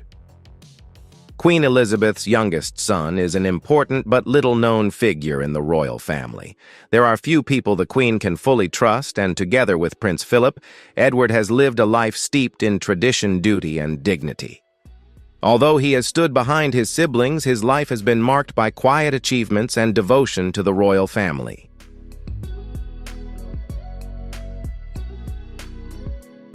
Before his marriage in 1999, Edward was known as His Royal Highness Prince Edward, a title that came with being the Queen's son and serving the monarchy with dignity. However, his life took a new turn when he married Sophie Rhys-Jones in June 1999 and was given the title of His Royal Highness the Earl of Wessex, marking a significant step in his royal journey.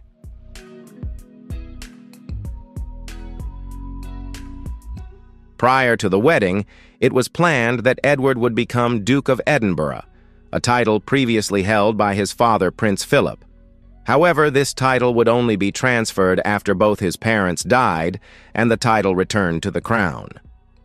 Despite the long wait, this commitment remained constant throughout Edward's life, reflecting his deep respect for royal tradition and family heritage. In the years that followed, Prince Edward continued to be awarded important titles. On his 55th birthday, 10th March 2019, he was created Earl of Forfar, a title used exclusively in Scotland. This was a clear demonstration of his growing role and influence within the United Kingdom and the royal recognition of his contributions.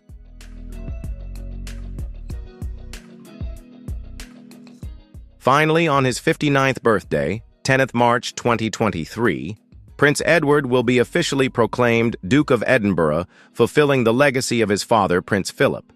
This is not just a title, but a symbol of trust and recognition for his long-standing contributions to the royal family and country. However, the title has one important distinction: it cannot be passed on to his son, and will return to the crown upon his death. This marks a significant final chapter in Edward's royal journey and represents a careful consideration of maintaining tradition and ensuring the future stability of the monarchy.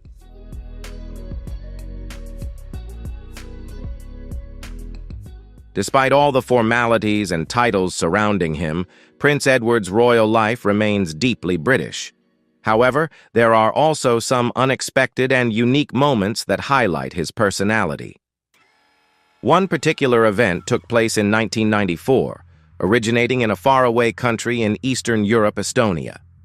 There, a small political group called the Royalist Independence Party made a startling proposal. They wanted Estonia to return to a monarchy and proposed that Prince Edward become their future king.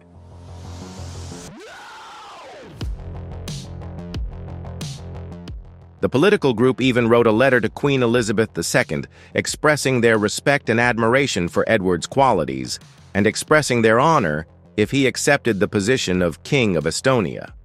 However, Buckingham Palace responded politely but firmly, rejecting the proposal, saying it was not acceptable. This interesting and rare event has enriched the story of Edward's life, bringing a touch of humor and tenderness to his otherwise serious life.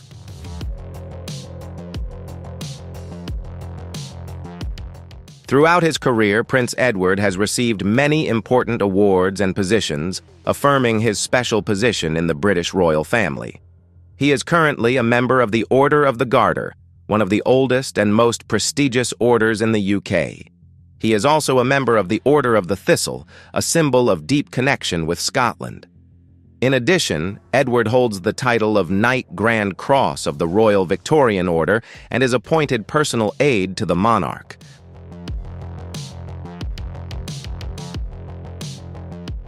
These titles and roles represent not only his noble status, but also his deep devotion and loyalty to his family and country. In 2013, Edward was awarded an honorary doctorate from the University of Bath in recognition of his outstanding contributions to public service and charity. This clearly reflects the influence and respect he enjoys both within and outside the royal family.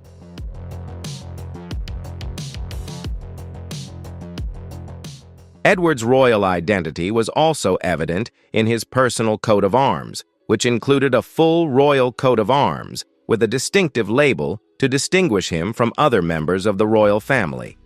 The coat of arms was elaborately decorated with meaningful details such as lions, harps, Tudor roses, and many other traditional symbols, all reflecting England's long heritage and royal power.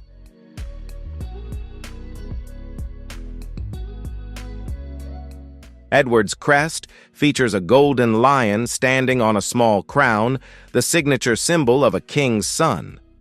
The shield is flanked by heraldic supporters, a crowned lion and a unicorn wearing a unique chained crown. These historically significant figures tell the story of the long-standing power and unwavering traditions of the English monarchy, while highlighting Edward's dignity and authority.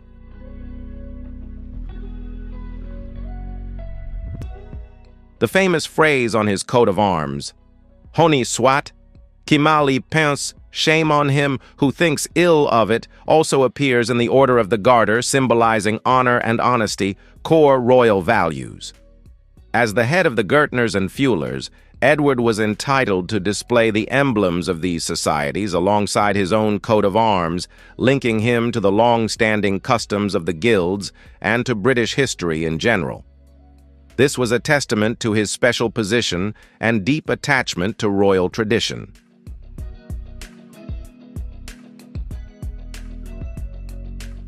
Prince Edward's journey as a royal has been quiet and dignified without drama. He has shown loyalty and respect in serving family and country, always remaining humble and not seeking the spotlight. With each new title and careful decision, he has carved out a unique role for himself within the royal family.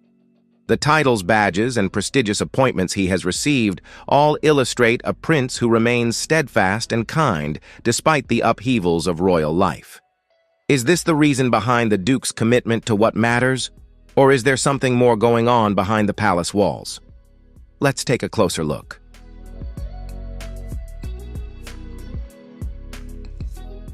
A smooth transition. The Duke of Kent, born in 1935 and known as Prince Edward, has lived royal life with a sense of purpose, humility, and grace. He is a close relative of Queen Elizabeth II and has been a key figure in the monarchy for many years. He has earned a reputation for his dedication and fierce loyalty to the royal family, often working quietly behind the scenes with a deep commitment.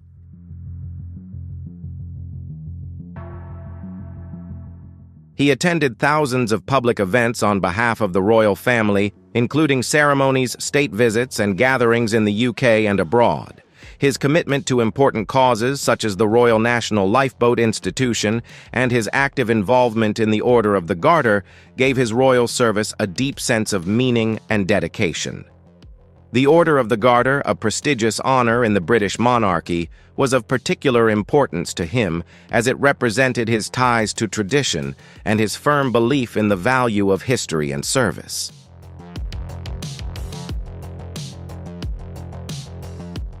At the age of 89, the Duke has begun to reduce his royal duties. This change is not sudden, but a deliberate response to his age. He has become more reliant on assistance and has let others do the things he once did himself. His biggest change came when he chose to relinquish his role as Master of the Order of the Garter, a position he had cherished for many years, to a younger and more trusted person, Catherine, Princess of Wales. This choice was not a retreat, but a show of faith. It showed that he had faith in the younger generation. It was a symbol of his wisdom and his belief that traditions must be passed down carefully if they are to survive. He saw Catherine not only as a capable member of the royal family, but also as a symbol of strength, kindness, and grace.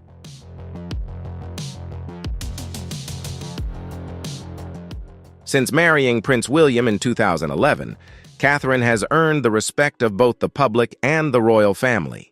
Her efforts to raise awareness of mental health, childhood development, and cancer have made a significant impact. But I have an amazing medical team who have looked after me so well, which I am incredibly grateful for. She is able to effectively handle her public duties while remaining true to herself. However, it is not just her charity work that is admired by everyone, but also her genuine and caring personality. Whether she is attending formal events or interacting with ordinary people, Catherine's warmth and kindness are always evident.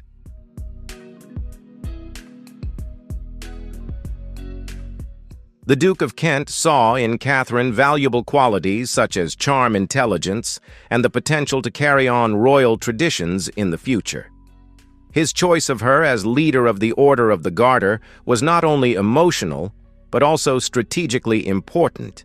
It was part of a larger movement initiated by King Charles III to create a streamlined royal family that was rooted in tradition but open to modern change.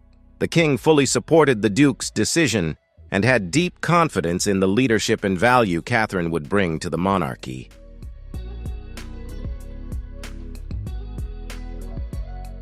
The occasion was not only a formal affair at St. George's Chapel, but also one of deep emotion. It symbolized the passing of titles and reflected the strong bonds of trust and closeness within the royal family. Although the Duke of Kent is often portrayed as a rather aloof man, his speech at the ceremony revealed his sincere admiration and deep feelings for Catherine. In speaking of her, he not only trusted her leadership skills, but also her compassionate nature and devotion. His eyes reflected the gentleness that had come from years of royal service, and the confidence that his precious legacy would be firmly preserved through Catherine.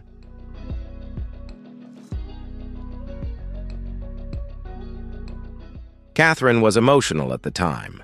Those close to the royal family said she felt honored and aware of the responsibility. She had always admired the Duke for his strength and dedication. It meant a lot to her to be recognized in public by him. The title was not just ceremonial, it was a sign of faith in her and encouragement to move forward. King Charles and Queen Camilla also appeared moved. The king, who has been close to the Duke for a long time, was seen wiping away tears as the chapel erupted in applause. Prince William, who usually maintains a composed demeanor in public, watched with pride as his wife took on her new role.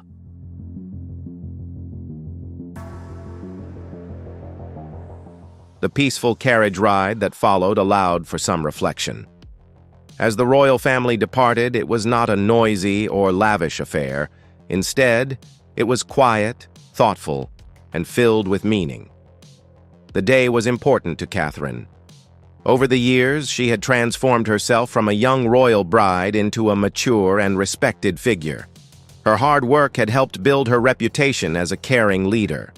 The Garter Day ceremony symbolized a new beginning for her. It was a clear sign that she was prepared to take on more of a leadership role, not only in her projects, but also in the traditions of the monarchy.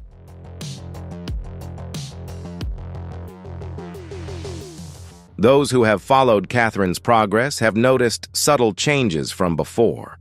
Her way of carrying herself, her confidence, and her calm yet powerful presence are signs of someone who has developed her abilities with innate strength.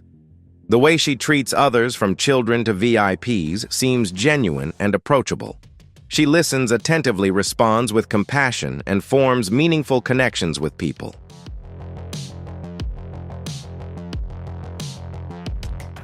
The Duke thought carefully about his decision and discussed it with the king and other senior members of the royal family to ensure a smooth transition. Those close to the palace believed that Catherine was his first choice from the start. He had strong faith in her abilities and wanted to ensure that the Order of the Garter was passed on to worthy people respecting its past and future. The Duke quietly guided the younger generation of royals by sharing his experiences with Catherine and William over tea through small gestures and kind words. His advice was invaluable because he had lived through many of the most important moments in royal history. He recognized Catherine not only as a future queen, but also as someone who would represent the monarchy well.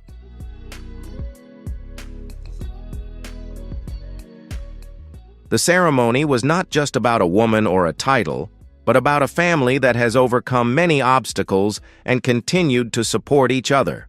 From dealing with health issues to facing public scrutiny and mourning the passing of Queen Elizabeth II, the royal family has had its share of difficult times, but events like this, marked by unity and mutual respect, show the public that beyond official duties, there is a family that relies on each other for support.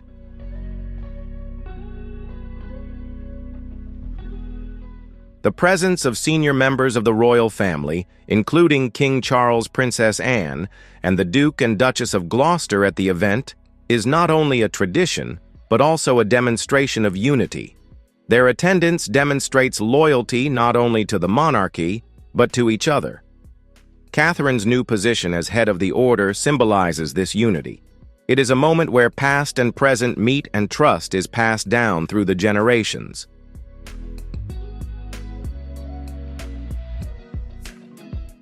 Catherine had a close relationship with the Duke of Kent, although their relationship was not often in the public eye. They respected and cared for each other. He gave her wise advice, and she admired him, which brought them closer together. She often looked to him for guidance to understand things better. His calm and experienced outlook on life helped her feel secure, especially at important public events. The Duke not only gave her a title, but also gave her his approval by granting her this prestigious honor. By accepting it, Catherine demonstrated that she was not only willing, but also prepared.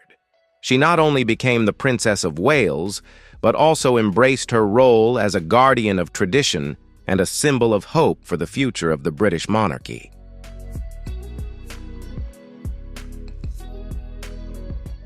A journey of strength and grace. Princess Kate, the Princess of Wales, has announced that she is undergoing treatment for cancer. This is a very personal message from the princess, who has always exuded confidence, grace, and love for family and country.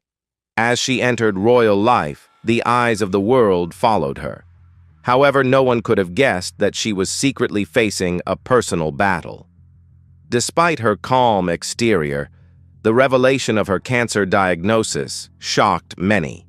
It was unbelievable that someone as elegant and vibrant as she was could face such a painful ordeal. Despite this difficult time, Princess Kate has shown courage that has earned her admiration.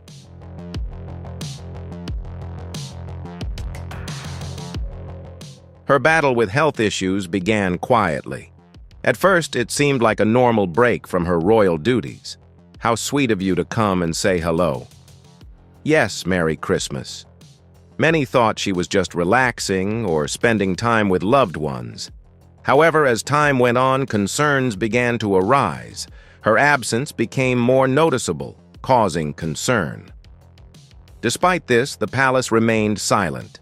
The global community was expecting an update. Finally, Princess Kate opened up about her struggle at the right time. She was told she had cancer. The news was devastating and touched many people around the world.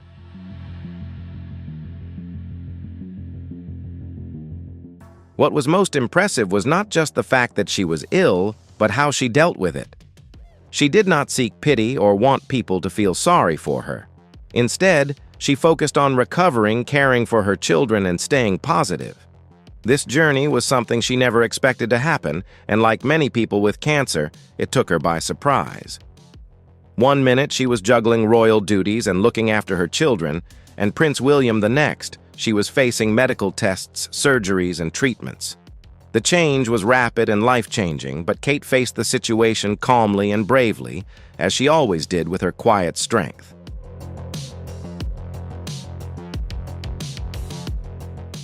In her private life, the support of her family is an invaluable source of comfort for her. Prince William, who has always been her strongest support, has always been by her side.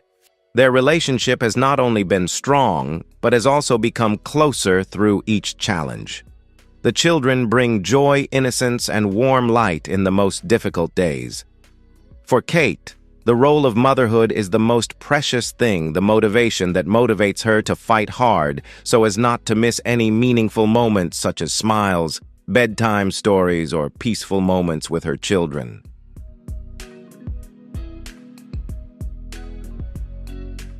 When she received her diagnosis, Kate experienced a range of complex emotions. There were times when she felt scared and sad with so many unanswered questions. However, she was also filled with determination and hope. With faith in her doctors and the dedicated care she received, Kate began her treatment journey. Despite the concern and sometimes impatience of the outside world, she prioritized finding the peace and occasional solitude necessary to heal, not only physically, but also mentally. Cancer affects more than just the body. It also profoundly affects a person's thoughts, emotions, and self-image.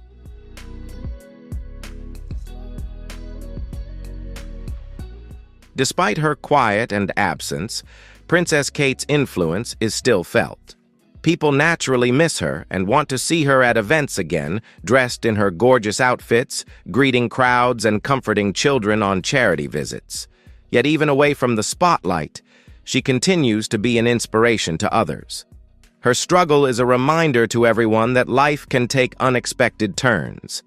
It also highlights the fragile nature of health and the importance of taking a step back to focus on healing, even for those who are considered strong.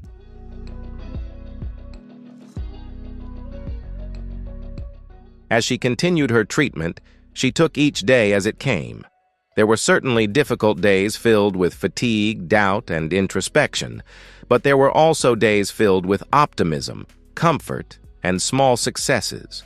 A positive result from a medical test, a day of pain relief, a joyful moment with her children. These experiences became her anchor. Throughout it all, she was grateful for the treatment she received, the prayers and kind words, and the support from the public. Although she did not say much, her silence showed grace. When she spoke, her words were peaceful, kind, and conveyed a quiet strength.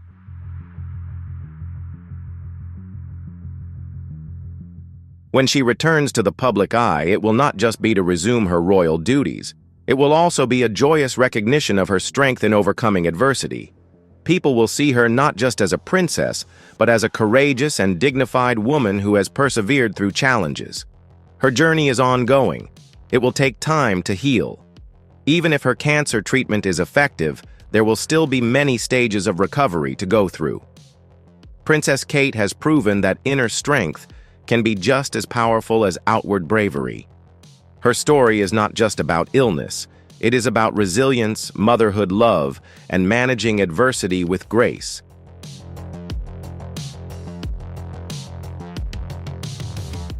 The world now waits patiently without haste or doubt, but with hope.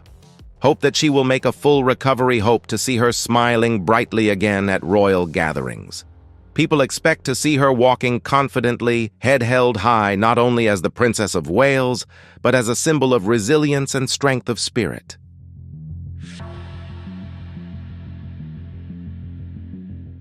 During this period of her life, Kate demonstrated that even the most respected individuals face great challenges.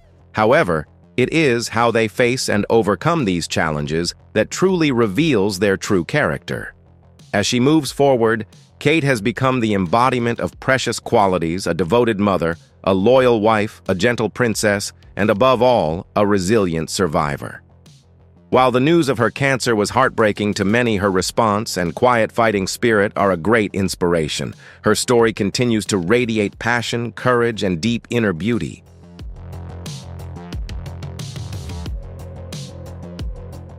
Catherine's quiet rise under the Duke's quiet guidance was a big, subtle, time-honored moment. On the surface, there was only pleasant expressions, gentle nods, and formal attire, but underneath there was a profound change, a trust, and a strong bond being built.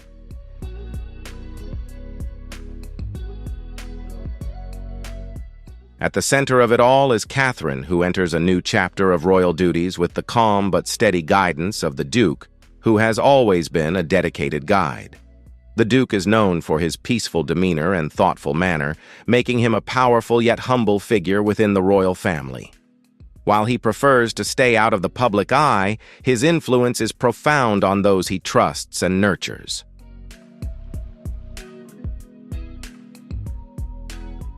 One of these was Catherine, Princess of Wales, who received subtle guidance and encouragement from the Duke.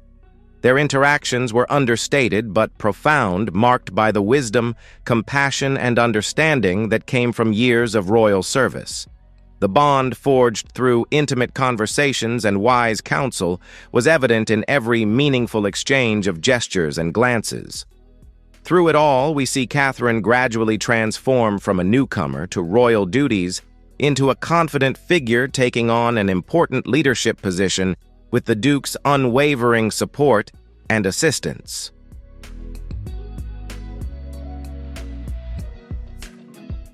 Catherine received unwavering support from the entire royal family on this momentous day. King Charles III, despite his personal challenges and the enormous responsibility of ascending the throne, still showed deep concern and trust in Catherine through his meaningful nod of approval. Beside her, Prince William walked steadily with pride in his eyes and unwavering support, giving Catherine the strength and courage to continue taking on her new role. The ceremony not only marked an important milestone in Catherine's royal career, but also a testament to their shared journey as a resilient couple, overcoming many challenges and building a loving and lasting family life.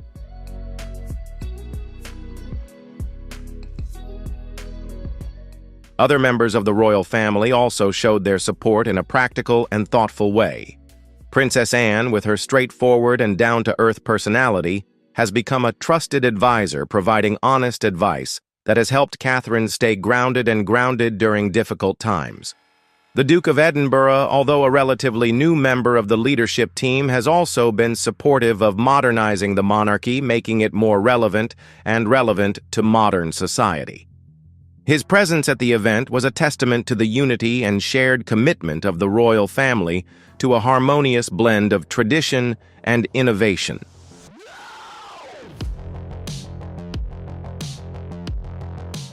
The Duchess of Gloucester, although not often seen in public, was present in a modest but meaningful way as a reminder that the strength and sustainability of the royal family does not depend on individuals alone, but on the cooperation of the whole. Each member, no matter how big or small their role, plays an important part in maintaining the traditions, protecting the values, and building the future of the royal family. This shows a picture of a royal family that is close-knit, supporting each other and moving forward together.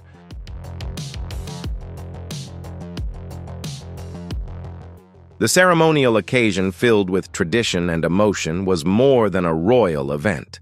It symbolized something deeper, the strength of a united family.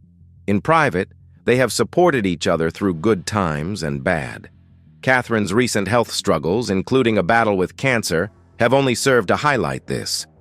While the public has seen her put on a brave face, her family has provided unwavering support behind the scenes. The Duke of Kent, in his classic, thoughtful style, has sent her heartfelt letters. These may seem like small gestures, but they mean so much. In those moments, the monarchy is not about titles or crowns, it is simply about family.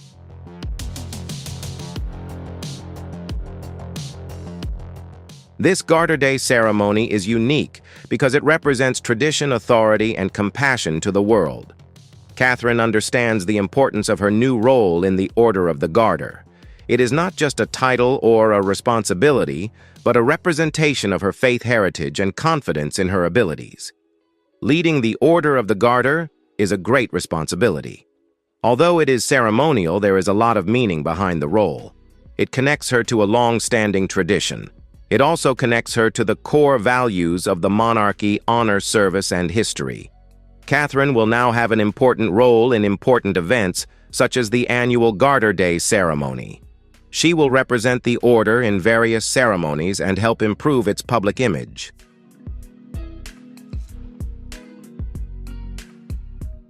However, Catherine is not content with simply maintaining long-established customs.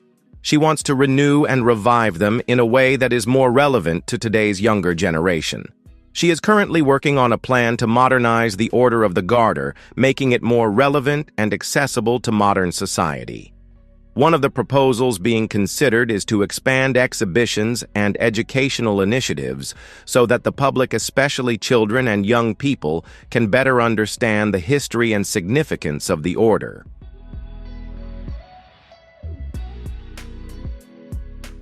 In addition, Catherine is working with historians and experts to create a global digital archive that will make it easier for people around the world to learn about the values and legacy of the Order of the Garter.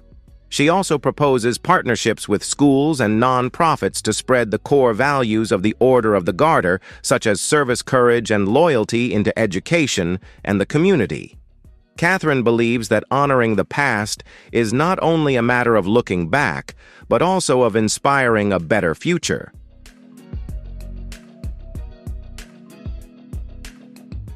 With great responsibility comes great responsibility.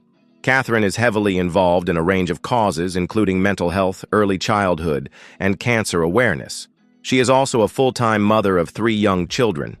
Balancing all these roles can be difficult. However, those who know her well trust her. They praise her for her careful planning and quiet but impactful work. She always manages to make things look easy even when they are not. Prince William remains her support. In the next phase of her life, he will continue to be a constant presence. He knows her well, admires her for her strength, and is aligned with her goals. Together, they embody a different style of royal leadership, one that combines old traditions with compassion and a sense of responsibility for relationships.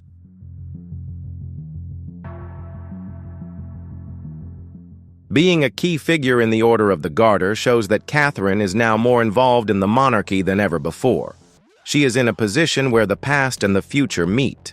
Her fresh perspective, empathetic nature, and strong determination will influence the future direction of this historic order and the monarchy. The Garter Day ceremony in 2025 will be remembered for more than just being a royal tradition. It signifies a change that is taking place. When the Duke of Kent hands over his responsibilities to Catherine, it is not just a change of title, it is a momentous moment. It shows that the future of the monarchy is secure. It demonstrates that leadership does not need to be loud to be effective. Grace, compassion, and quiet strength can be just as powerful as tradition.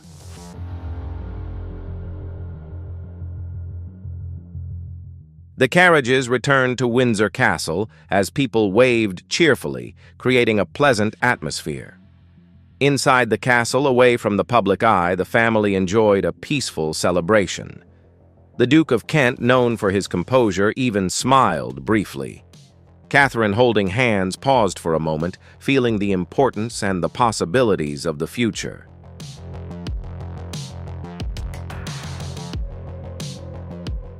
In the royal corridors of power, where tradition often rules supreme, the Duke of Kent's decision sent a quiet but powerful shockwave. As the highest-ranking woman in the kingdom, Queen Camilla would have been the natural successor to lead such a noble order. The choice of Catherine instead was not a snub to the Queen, but a deliberate statement. It was a sign that the monarchy under King Charles was willing to prioritize the long-term future and stability over strict adherence to ceremonial succession rules.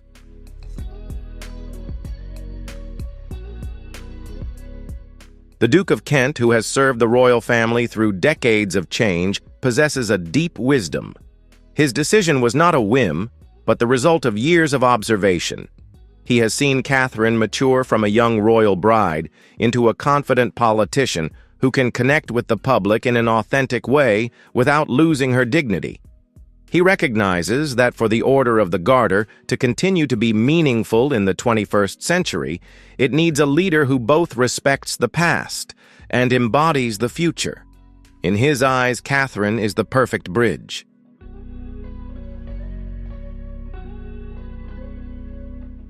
While the public may have murmured that Queen Camilla was being overlooked, the reality inside the palace was quite different. Queen Camilla, who had shown incredible resilience and loyalty, understood her role as a supporter of the king and the crown. She recognized that giving Catherine this role would strengthen the Princess of Wales's position and strategically allocate important responsibilities within a slimmed-down monarchy. Her quiet acceptance was a testament to her dedication to institutional health, placing the common good above personal honors.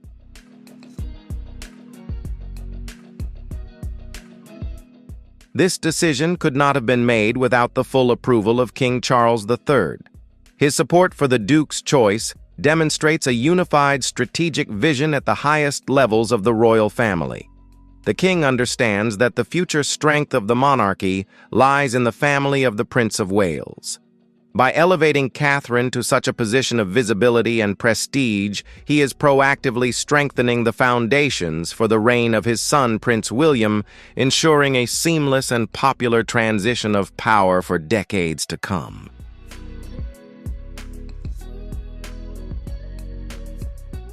For Catherine, taking on this role is more than an honor. It is a burden of legacy. She is acutely aware that she is stepping into a position held by great historical figures. Her responsibility now is not just to wear the velvet cape and badge. It is to uphold the core values of the order, loyalty, courage, and service, and pass them on to the next generation. The pressure is immense, but her calm and quiet determination show that she is up to the challenge.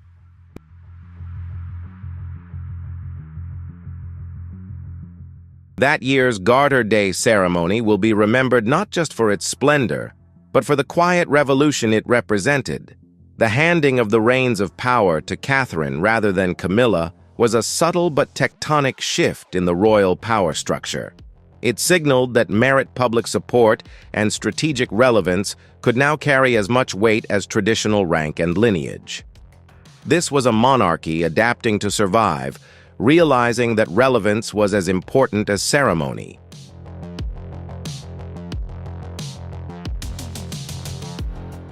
With the passing of the baton, the Duke of Kent and Catherine's relationship entered a new phase. He was no longer a figurehead, but an advisor, a living repository of wisdom that Catherine could draw upon. Their private conversations, already precious, would be deepened as he passed on the nuances of leading such an ancient institution. His guidance would be invaluable as Catherine sought to make her own mark without diluting centuries of legacy.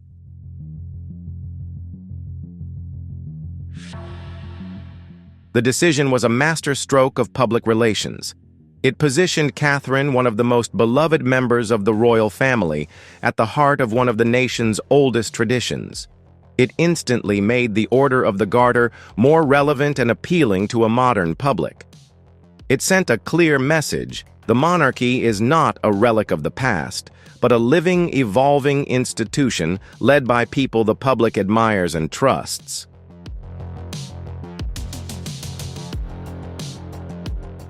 The appointment is also a lesson in the division of soft power. Rather than concentrating all the most important ceremonial roles on the king and queen, the decision has spread influence.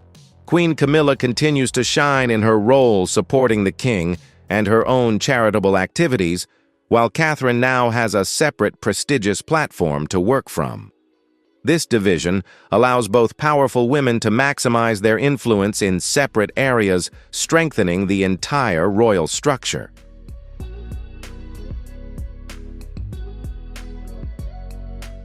The world is watching to see what Catherine will bring to the role. Will she use her platform to highlight everyday heroes who embody the values of service and courage in their communities? Will she launch educational programs to connect young people with the Order's rich history? Whatever she chooses, there is no doubt that her combination of compassion, intelligence, and modern thinking will breathe new life into the Order of the Garter, ensuring its survival and growth for generations to come.